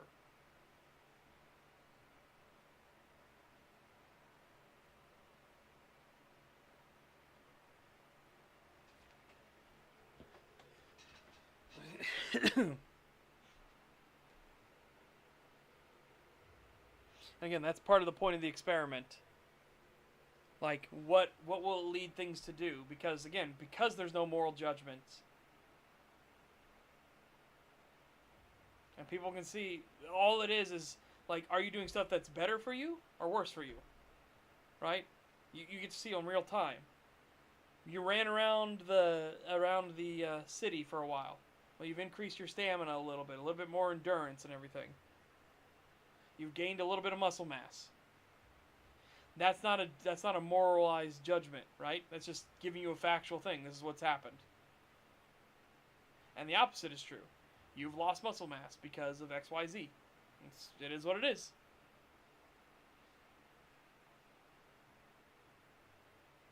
Yeah. Back towards what Abysmal said.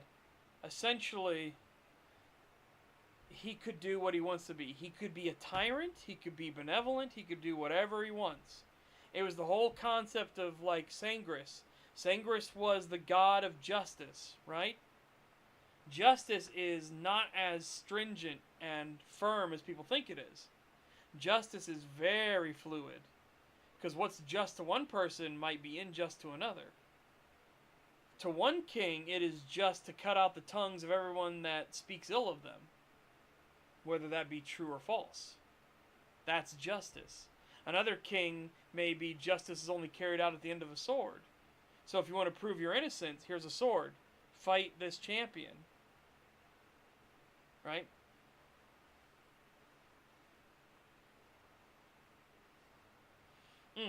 No, there's no such thing as like murderer, slave master, or anything like that. Because again, those are moralized judgments. They kept all that stuff out.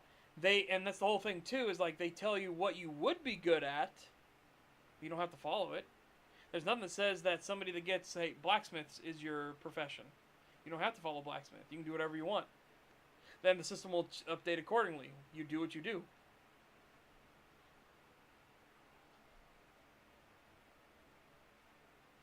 Because the system is there to just be as neutral as possible. It's giving you a recommendation. You can take it or leave it. But that's why when the main character gets recommended Dragon-Blooded Sorcerer, he gets Dragon-Blooded as a prefix. His father and mother had Dragon-Blooded. His father was Dragon-Blooded Scholar. His mother was Dragon-Blooded Mage. Like that's just like a provisor, like, you know what I mean, a thing on the front, a prefix. The Forest Wardens didn't have a prefix. That's why it caught Cortisoth off guard. But Storyteller was looking into things, and he realized that all of the Forest Wardens were having the wolf dreams. And that's when he realized what exactly Meraxus was doing. He's like, I know what you're doing. I know what your scheme is. And so, all of those Forest Wardens, because this has been like thousands of years by this point, right? All those other Forest Wardens that hadn't changed, though, their spirits are all in the afterlife and everything. Meraxus just takes them aside, and he's been like, okay, here's the thing. Like, we didn't get to a point where I could unveil my master plan, but here, I'm gonna give you another shot at things, right? I'm going to send you to a place where your spirituality would have blossomed. So here you go.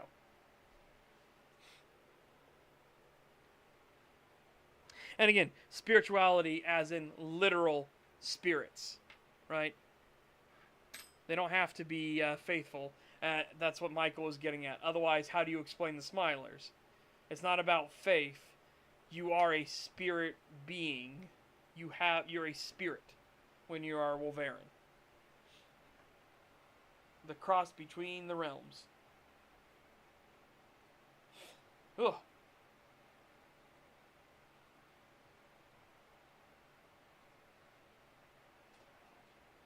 Woofda. God, though, could you imagine?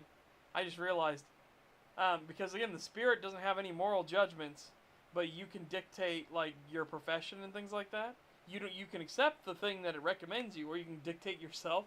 Imagine somebody actually putting a mass murdering psychopath as their job profession. Oh my God. You'd be like, well, that's what you want to go for. That's what you want to go for. I guess your job profession is now mass murdering psychopath. Have fun.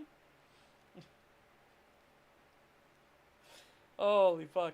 That'll make the truth system, oh my God, that'll make the truth system fucking hilarious. Right? Because then, obviously, the person would be deranged. Oh my God. Somebody could try that. They could try that. It wouldn't go very far with Silver. But they could try it. We had the Emperor of America, so Or was the Emperor of San Francisco? One of the two. And it was genuinely the point where like people actually accepted his currency and everything like that, right? He printed his own currency and it would be accepted as a genuine store of value. It was kind of a heartwarming story, right? It was a little sad in that, he was a broken man and he was clearly insane, but it's kind of heartwarming that like the community rallied around him and everything, right? And like, you know what? Because he's a good person, yeah, he can be emperor of San Francisco. He can be emperor of America. I don't mind. I don't mind at all. I think it was Sam O'Nella that did a video about him. Let me check.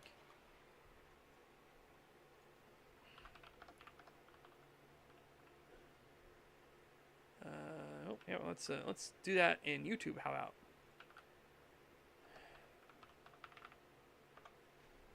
Yeah, American Emperor. Joshua Norton, the only United States Emperor. 7 years. Oh my God, it's been 7 years since that video. Fucking hell. Fucking hell. Okay.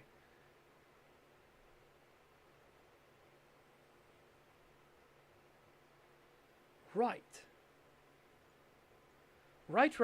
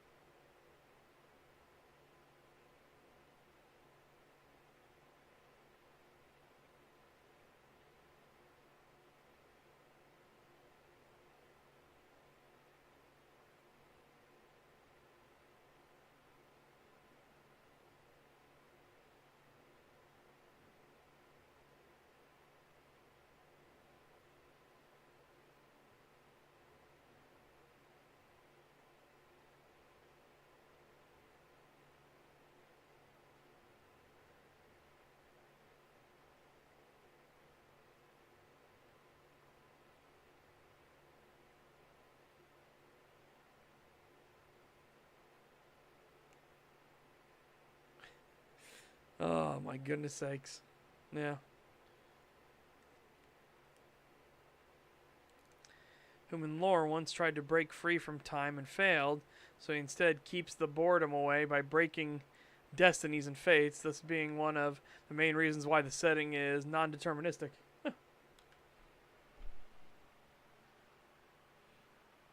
Nice.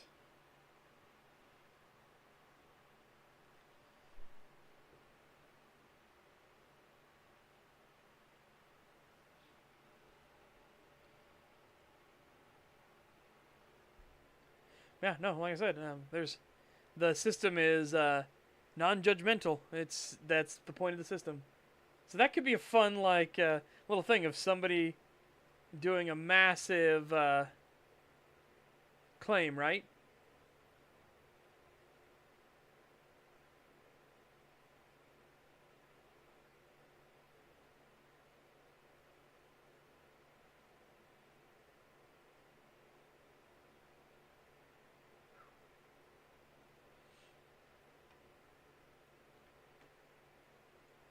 Make a massive claim, and then the shenaniganery that could come from that. It would be funny. What would be hilarious is to have one of those massive claims be true, an unexpected source. Oh my God, I should bring Sam Ryax back. Oh my God, yes. Oh, I'm gonna do it. I'm gonna fucking do it. That's a great idea. Oh, he'll just show up and somebody can use the silver of truth on him, and his prompt will pop up, and it'll be The dragon god of dragons. They'll be like, "You're a fucking liar, mate. You ain't no dragon. You ain't no god. You certainly ain't no god of dragons." And he goes, "Well, good day. Well, the silver says I am, does it not?" Because again, Samurai Axe is Meraxis. That's one of his many human guises. Samuel Ryax, aka Meraxis. Yes, I'll do it. I'll absolutely fucking do it. Or even Samuel Ryax. Ooh, yeah. Samuel Ryax. Samuel Ryax, at your service. You can call me Sam, though.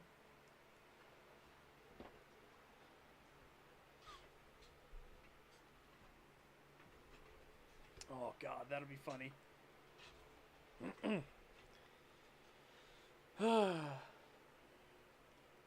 That will be funny. All right.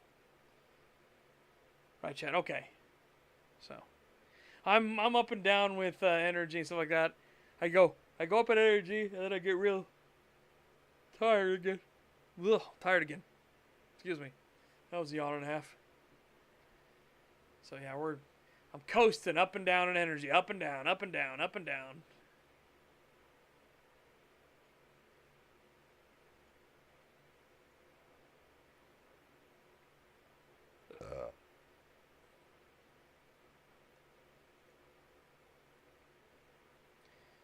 Oh, shoot. So, but yeah, I need to. So things we need to do for the game. I need to find a good game engine. I need to figure out what kind of art style we're going for, right? I don't really want to do pixel art. I don't want to really do like again, I kind of think maybe a little shaded, perhaps like cell shaded. Maybe something a little stylized like that.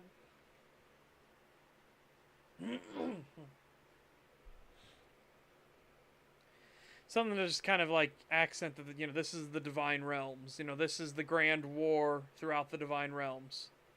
So there's going to be a lot of like abstracted fights and everything, right? It kind of more so. Let me take a hard look at 13 again. Let me take a good look at 13 again.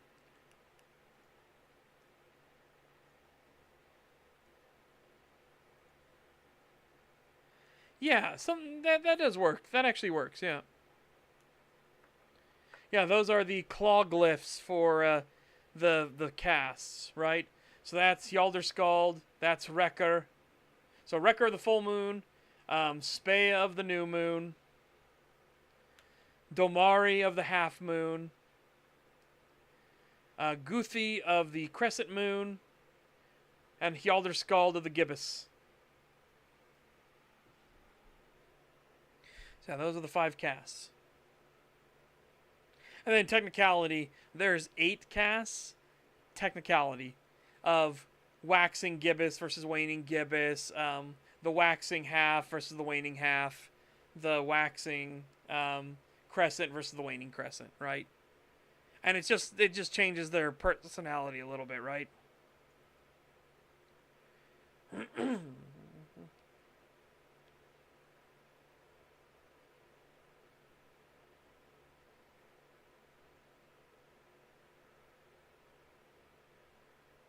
We're terribly sorry. The heavily criticized 13 remake is getting a remake. Wow. Technically, no. I am a waning gibbous IRL. But no, I was born under the gibbous. That is a fact. But I am a waning gibbous, not a waxing gibbous.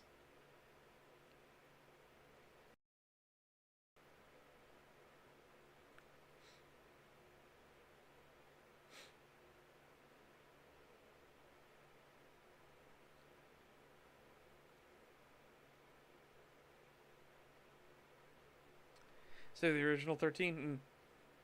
I'm looking between the two. The remake looks all right. But yeah, the original is totally fine too, right? I think that'd be a fair art style to go with. So here, I'll show that real quick. And apparently this is the remake of the remake.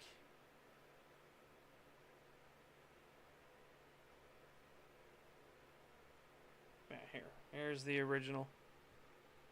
Okay, again, I guess art style will be fine. It'd be fine. Mm-hmm. You know, just it's nice and stylized, right? These are things that are much more timeless because they're stylized.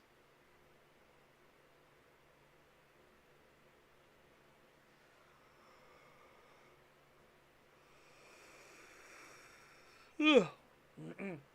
Anyways, has anyone landed on the moon in your book? No, actually, intentionally so, because the moon is a planar entity, right?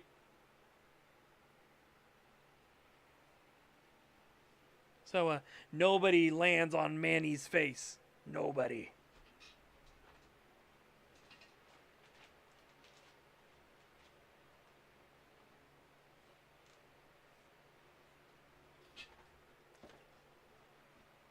Wind Waker didn't need a remake, so it looks good. I agree.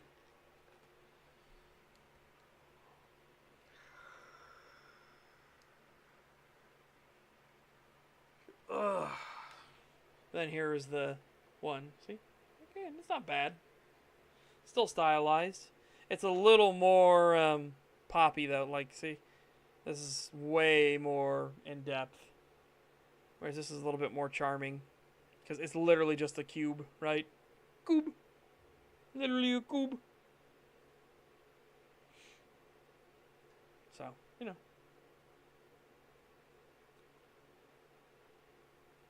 But again, this isn't terrible or anything. It just is what it is.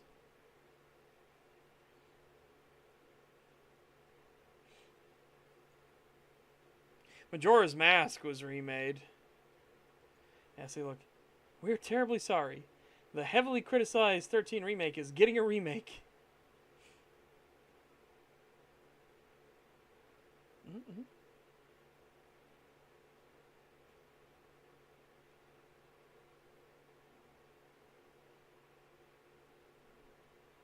Boo.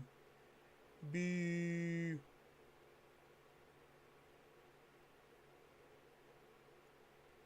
Yeah, this one? Right? Or which one?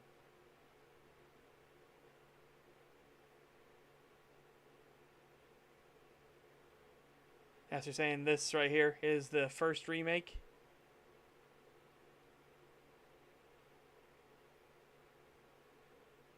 Okay. I was gonna say, if this was the first remake, I'd be like, that's a huge change. What the fuck? I'd be like, nah, that's weird. That's weird. Oh, look at that. This sucks slightly less now. Yeah. Yeah, that does that again, that looks better. Looks better than that.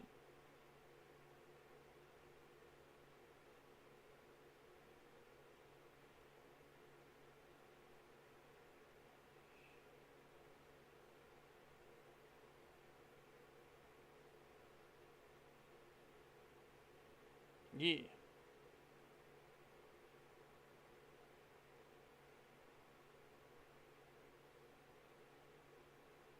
Maybe I should play 13 some point.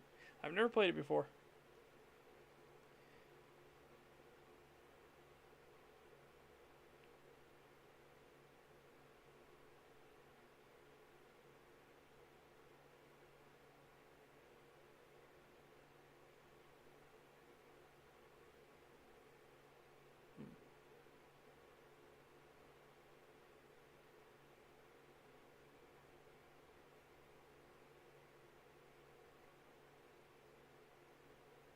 Mm-hmm.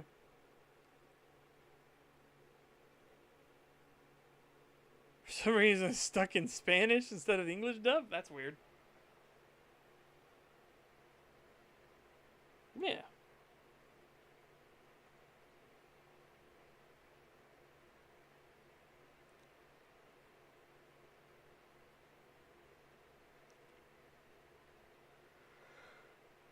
Yeah, so basically that's kind of the style I would go for, right?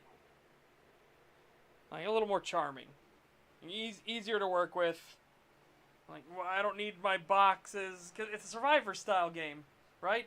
I don't need the boxes to be hyper detailed, realistic things, right? Just make a decent texture for it, and make it a cube. Put a cube in. The cube. Put the cube in.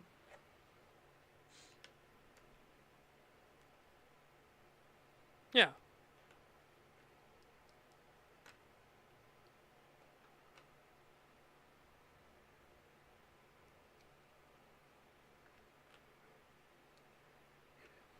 Mm.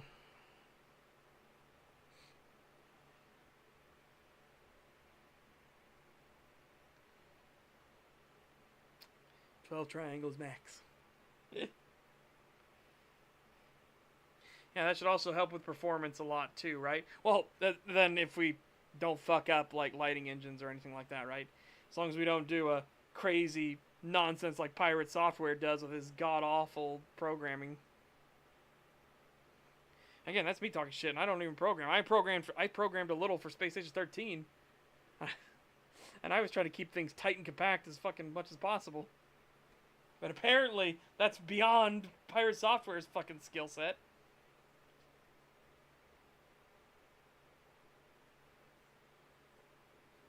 Hmm. Yeah, no, this one is going to be the Five Wolverine, right? Those are the main group you could pick from will be the Five Wolverine. One of them's the Wrecker, one's a Yalderskald, one's a Domari, one is a Guthi, and then the last one's a Speya. And I'm gonna have it. No, not Valve. No, not Valve. Blizzard. Blizzard Abysmal. A Blizzard. Yeah.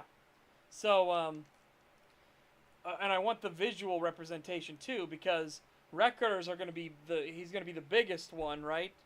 The biggest and most muscular looking. Yalderskald's going to be a little bit smaller, and then Domari a little smaller, and then Guthi a little smaller, and then Speya a little smaller. Like, if you see a Wrecker beside a Speya, the Wrecker looks like a brick shit house, right?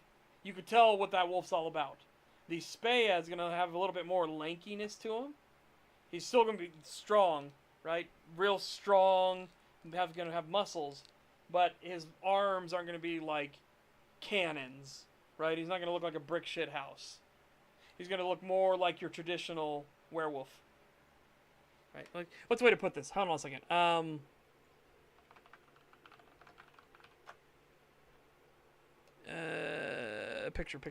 Picture.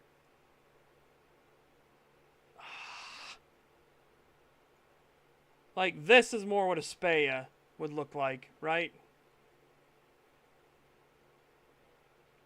Again, you can still tell it's muscular, but it's a little more lanky, right? He doesn't have a ton of bulk and mass.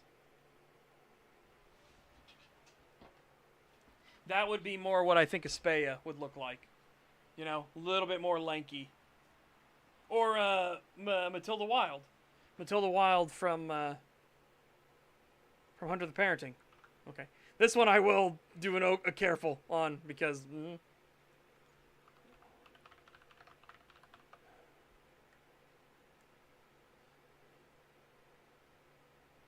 God, I forgot about that new art they had for... That's fucking fantastic.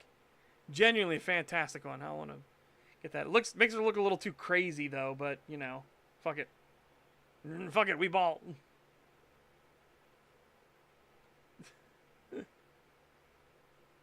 Like, literally makes it look deranged.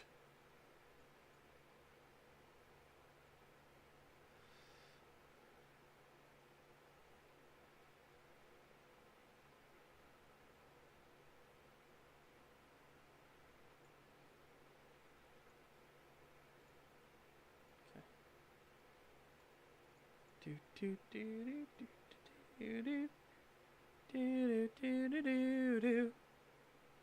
Trying to find a good picture to show what I'm talking about.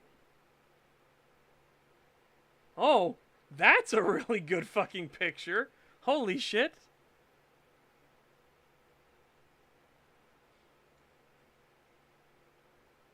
Holy shit. That's really fucking good.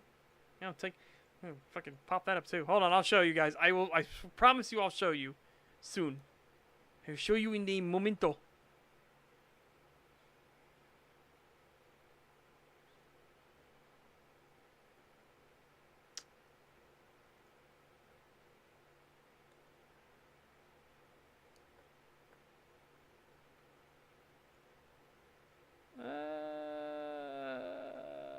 Are you the best image we can get?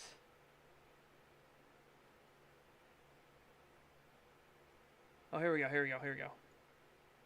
It has the error in it, but still, that's fine. Alright, so first off, again, fan art. It's fucking sick. Fantastic fan art. But again, makes her look a little too deranged. I know I've shown this before, but a little bit too deranged. Still, though, fantastic work. Great fan art. Then, this one is... That is awesome.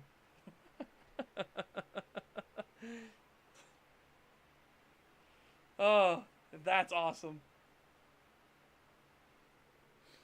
Really cool.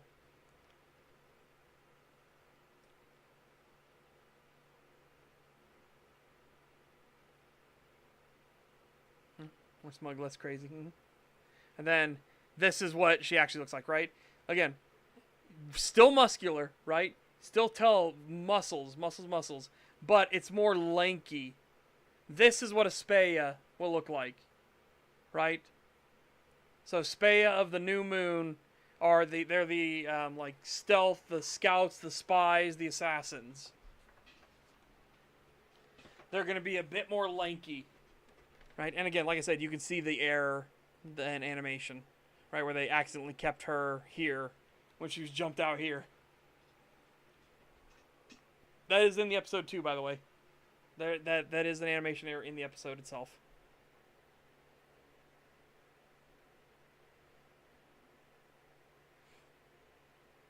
Yeah.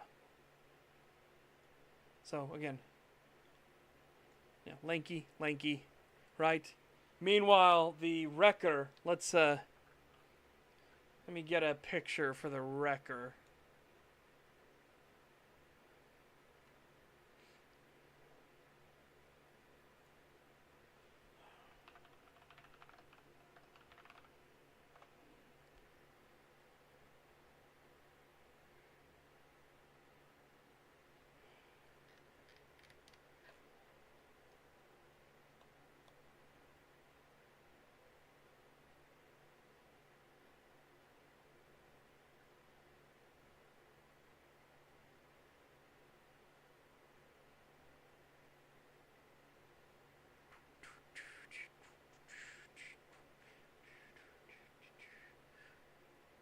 Is that the best one I can get for him right now?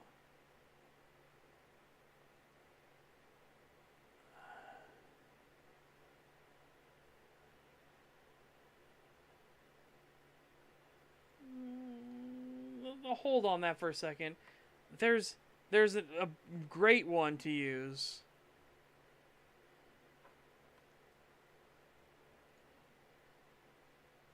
Ugh, no, lame. Ugh, lame. Lame.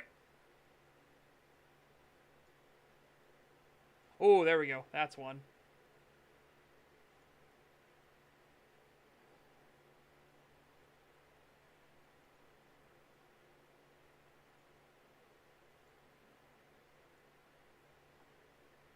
Again. Yeah. Okay, so back to here we go. Again, so Speya, again, more spindly, a little more lanky armed. They're going to be the spies, scouts, assassins, and everything. Then you come to the wreckers. Again, bulk. Absolutely bulk. Now they don't have to be, right? So it's not a thing of like, hey, just because you're a wrecker, you don't have to be super fucking bulked out, right? You just naturally build muscle mass easier than any of the other casts, right? But you could get Hjalderskald that are way bulkier and bigger than a wrecker is. It's just genetics, right? Some people just have good genes where they can bulk up and they look good, right? But no, you can absolutely bulk up on your own too. It's just that these are more of the like generalized for what you're specialized in. Speya are lankier and a little more nimble and stuff, right? Whereas Wrecker are far more like, I smash through the problem. Like, I don't give a fuck.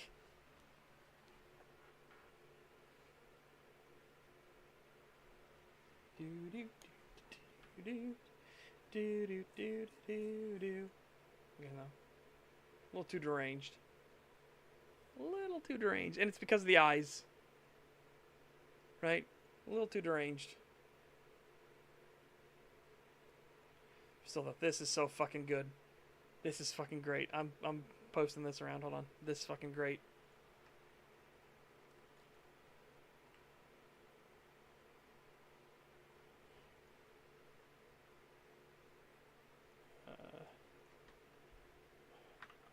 On some new.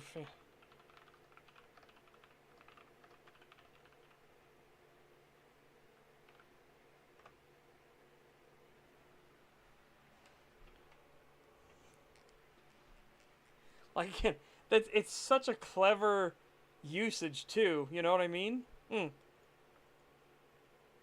it's such a nice, clever usage. Genuinely so.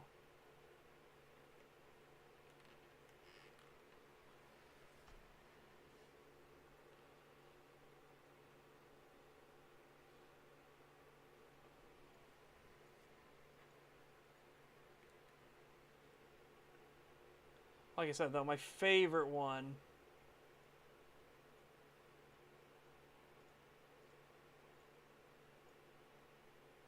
My favorite one by far for Matilda Wild.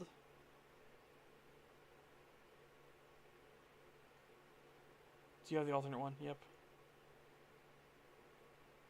Open image. Back. Open image. Alright, so this is the default of what it looks like normally. Which is really fucking good, as is. And then they added to it, and I think this is a little addition. That addition, that small addition is so fucking good though. Holy shit.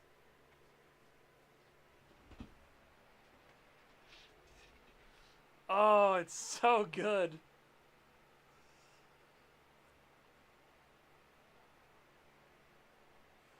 Oh, that's the thing I need to put in, right?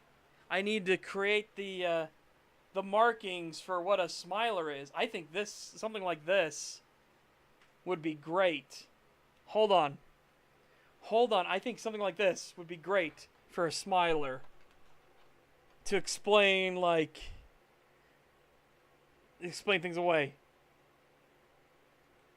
Hold up. Hold the fuck up. Hold up. Okay. Yep. Expand canvas. Totally fine with that. Alright. I'm going to come here. I'm going to take this. I'm going to make it 15.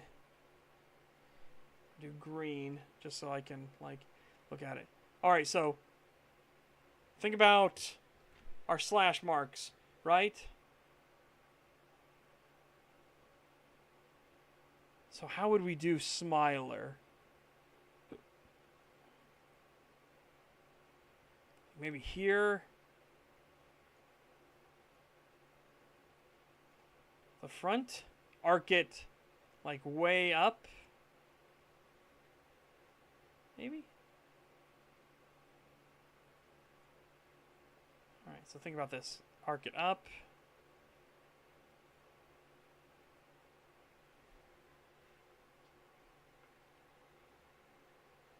Save that. Paste it. Oh, it flips the whole image. Fuck. Fuck. It would have been. It was so nice if I could have just done this, right?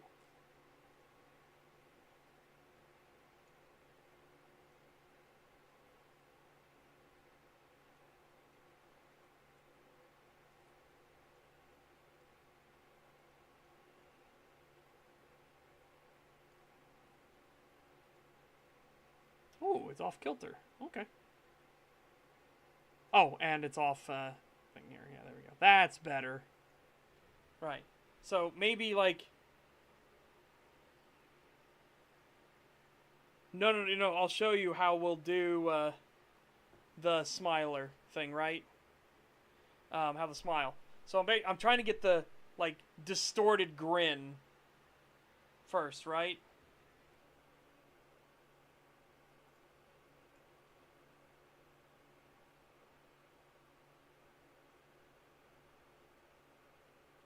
Have maybe a slash here.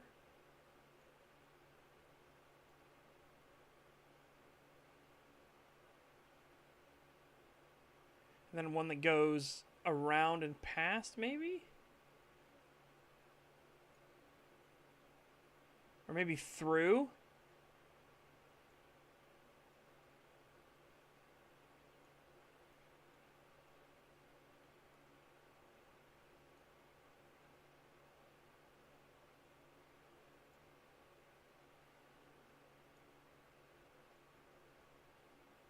Okay.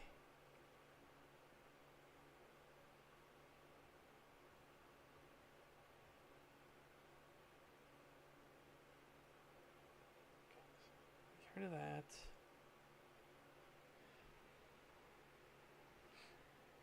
Again, we're not doing anything crazy here, right?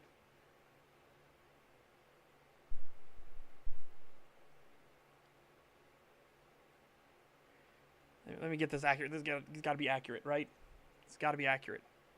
So let me try and get this accurate.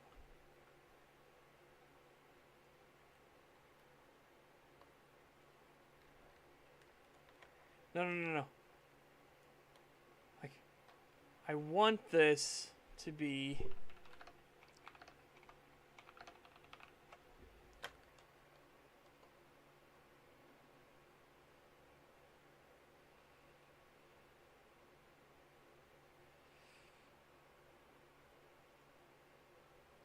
I'm trying to figure out which way is first, right? Are the up teeth down first, or are the down teeth up?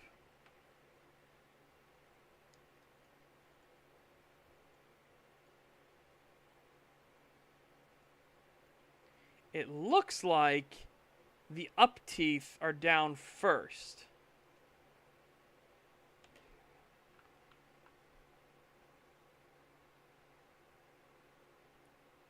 Which is accurate on the thing. Okay, I just wanted to make sure that was accurate. Right, so this is accurate. Then we go maybe a heavier slash and go down with it, down with it.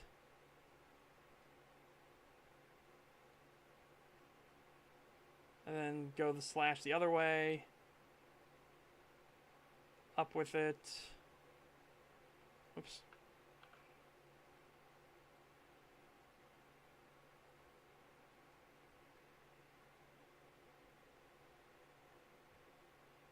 Up with it. And then...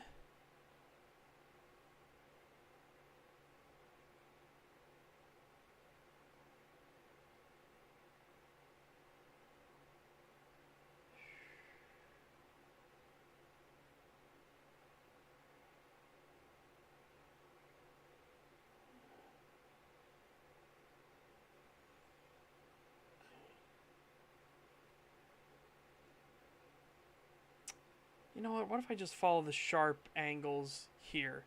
The sharpness of it. I think that would work. And then turn those into claw marks, right? Maybe the first swipe would be 2 fingers, or maybe both thumbs and then up, out. basically like starting point here, thumbs to either side, slash it up to make the top lip. Come down, do the same thing for the bottom. Doom. Bring the bottom out. Then hard cut up. And then these jagged like slashes here and here. Down.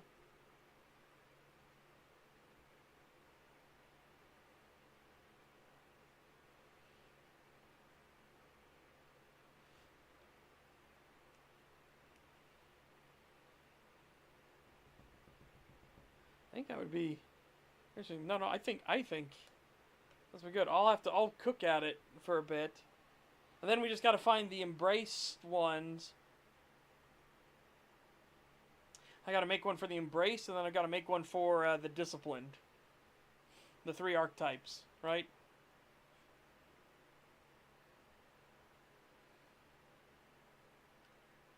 And then we'll have maybe all of the teeth. So then if we do like all of the teeth, all of them are just like down, down, down, down, down, down, you know, down, down, down.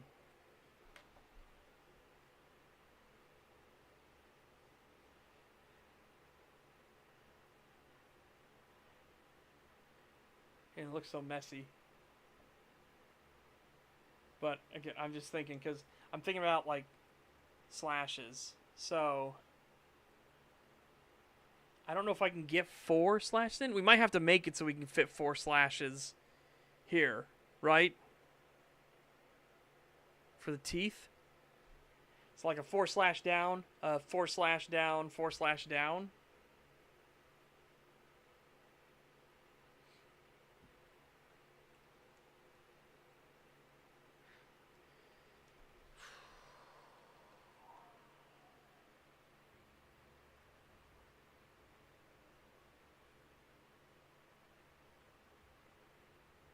Yeah. I'll think on that. For sure.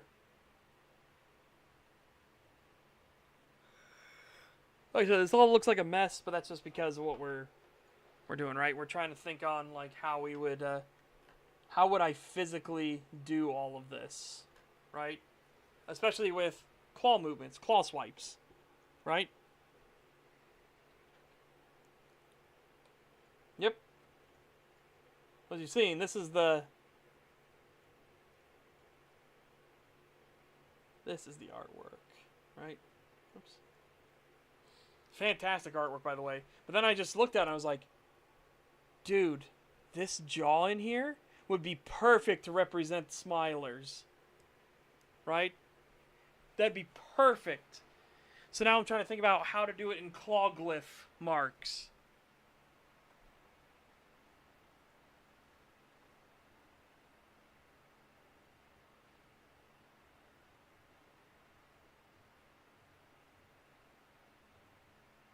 Maybe even the starting thing would be the 4 slashes down, right? Maybe this is how you would start it. 1, 2, 3, 4, right? You do the 4 slash down would be how you start the smiler thing. Then take the 2 thumbs. So thumb here, and then bring them up, right? Curve them up to do the smile. So 1 motion, 2 motion to start the top smile.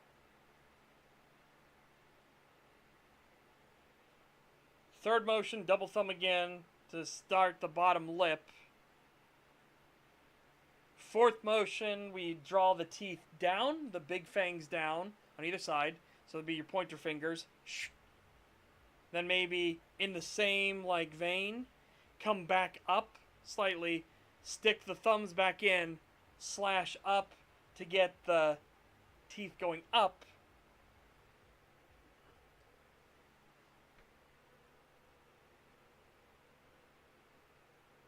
Then maybe out to either side, 1 hand on either side, slash down on either side of the up marks for the teeth on either side.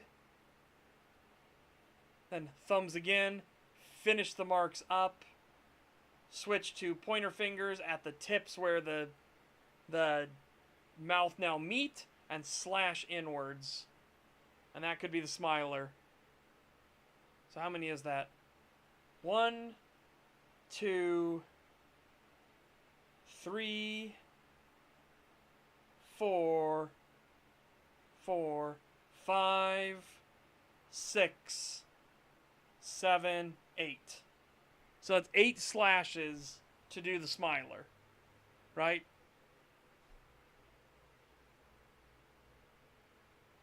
Man, if only it was 7. Because then you could have done thematically 7 deadly sins, right? If only it was 7.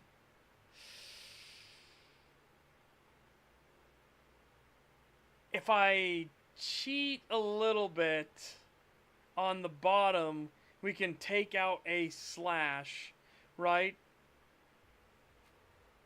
And then we can make it one continuous motion up. So if we cheat at the bottom here, because I have to get it from here to here, right? But so if we cheat at the bottom to make it one continuous slash.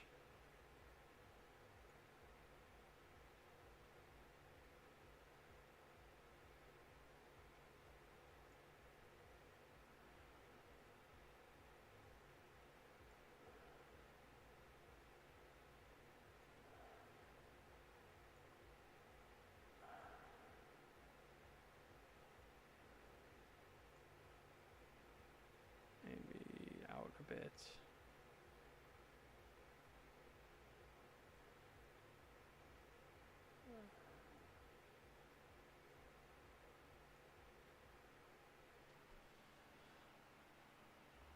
Yeah, so if you think of that as like one motion, right? Let's get rid of all the rest of these. Hold on.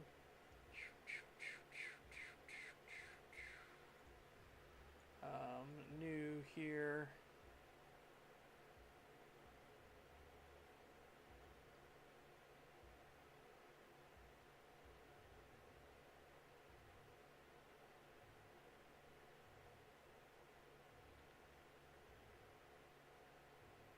So the first layer would be the quick cuts in, right? Oh, you know what we should do? 15, right? The first one, I would just do the quick, like, slash down.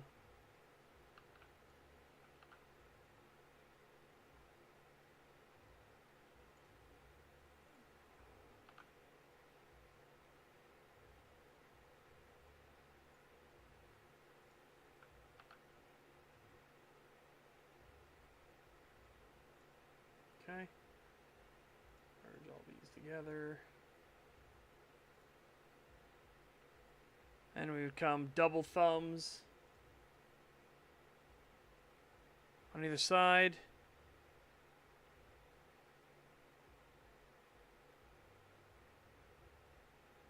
What are you thinking, like a single finger? Because this would be our first one. You would start with the slash down here to start with the teeth, right? So one slash down starts with teeth.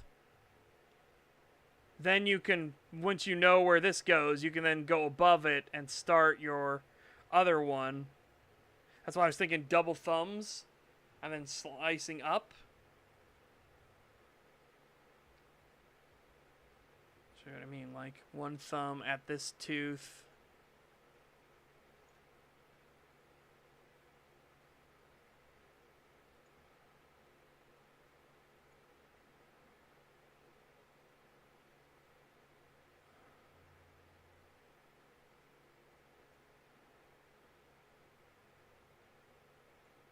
And the other thumb at this tooth.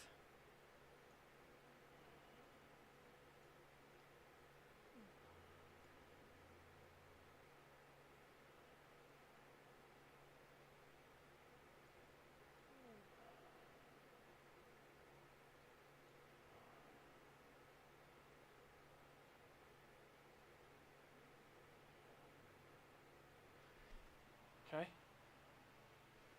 Oh, take care, mouse. It was good to see you for a little bit. Right.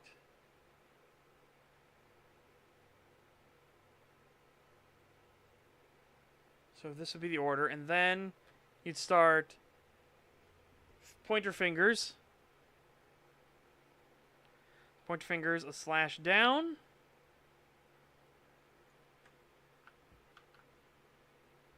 Okay.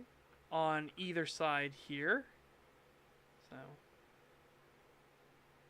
slash down on either side. Where's that? And then switching to thumbs. Go up and start on either side here now. You'd slash up.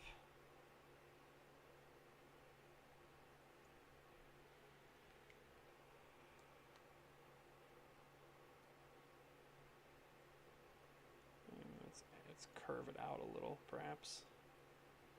Slash up.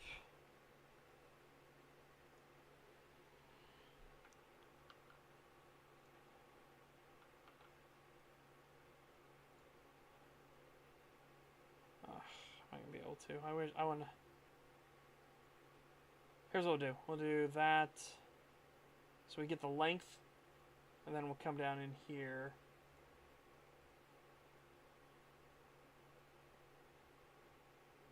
There, so I can get the exact length, and then we'll curve it out this way instead. Take that away.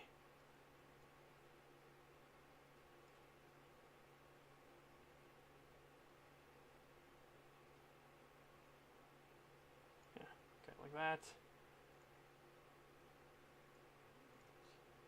Merge those together. So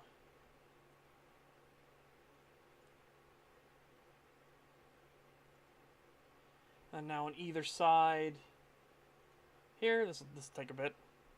This will take a bit. Hold on.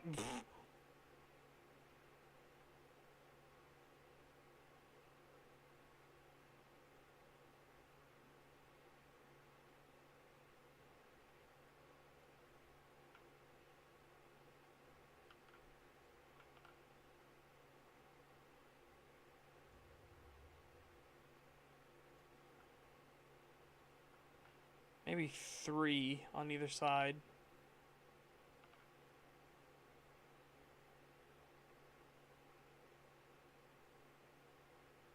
Right?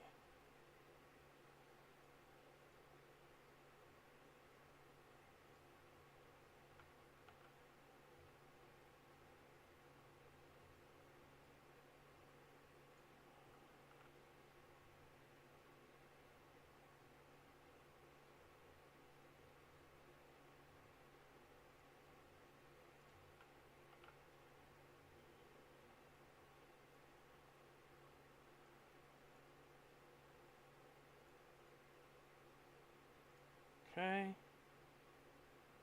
And the final touch, pointer fingers at the top. Slash in.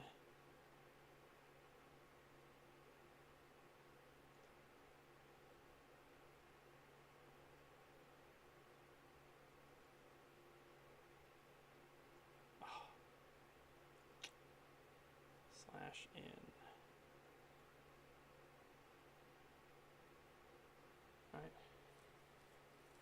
Okay, so essentially, how this would work. Oh, I need those to merge.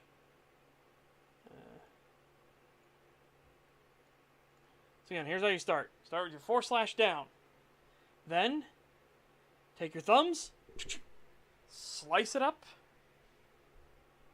and come down and can go from one tip, slide it all the way down to the other side.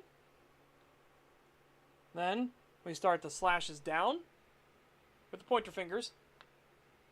Slash down for the teeth. Then come back with the thumbs. Slash up. Then the 3 fingers on each claw. Slice in. And then the last one, pointer fingers at the tips. Slice in. I think that's good for the smilers, right? To represent the smilers as like a warning thing. I think that's good. Yeah.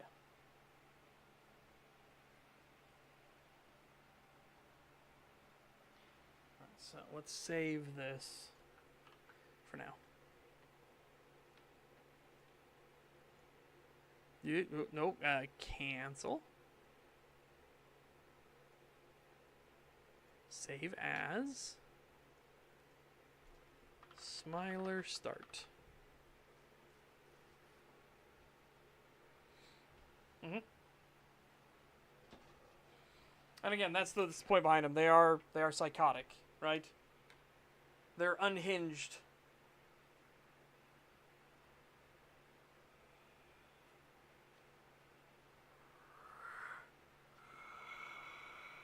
Oh, fuck. They're literally perverting and corrupting their own soul. That's why. Remember, that's what. Good job, brain. Good job, brain.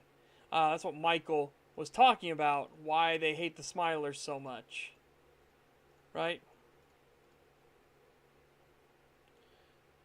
Stop you. Jump up here.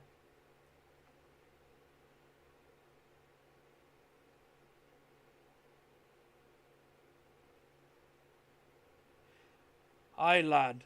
So long as you got a soul, you will be in the divine realms too one day. That be why we hate the Smilers so much. They taint and twist their own soul, cast away the gift and beauty of being who they are for petty indulgences.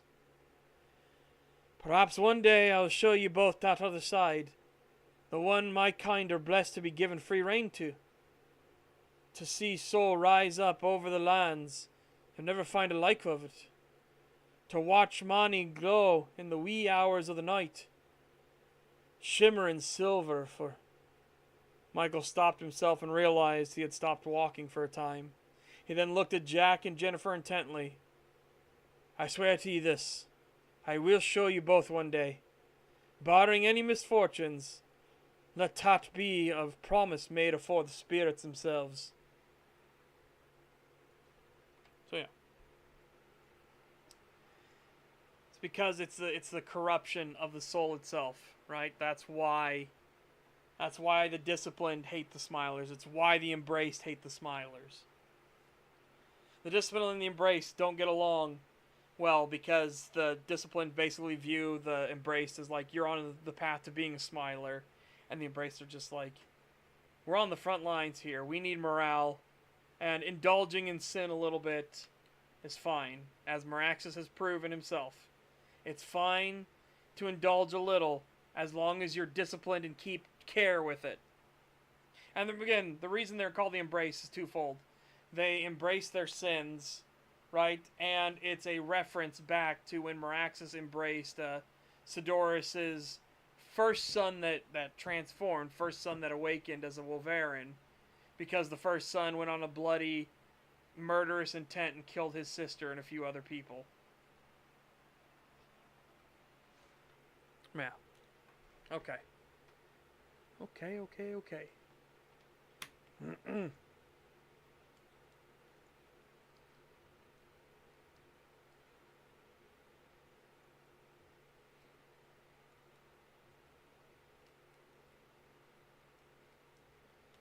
Right.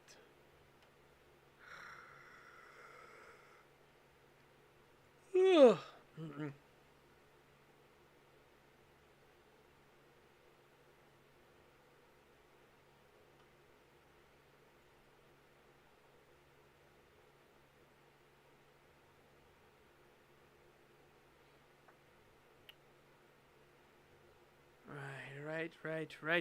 Right.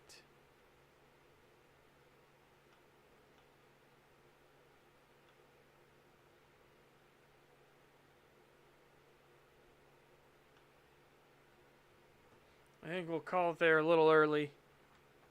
Again, I have bouts of energy and then it just fades and I get real yawny again. Holy hell. In the meantime, chat, I will make sure I get some proper sleep tonight, I hope. Yeah. In the meantime, hope you guys take care. Have a fantastic day. Stay safe and healthy. Get fit, get ripped. I will see you back here tomorrow. And yeah, we'll discuss more of the books. Obviously, I want to start working on the Smiler glyph and everything. But we've got stuff for the game. The general aesthetic for the game is going to be kind of cell shade light. The game 13, definitely, I'd say that's the way to go with it. Yeah.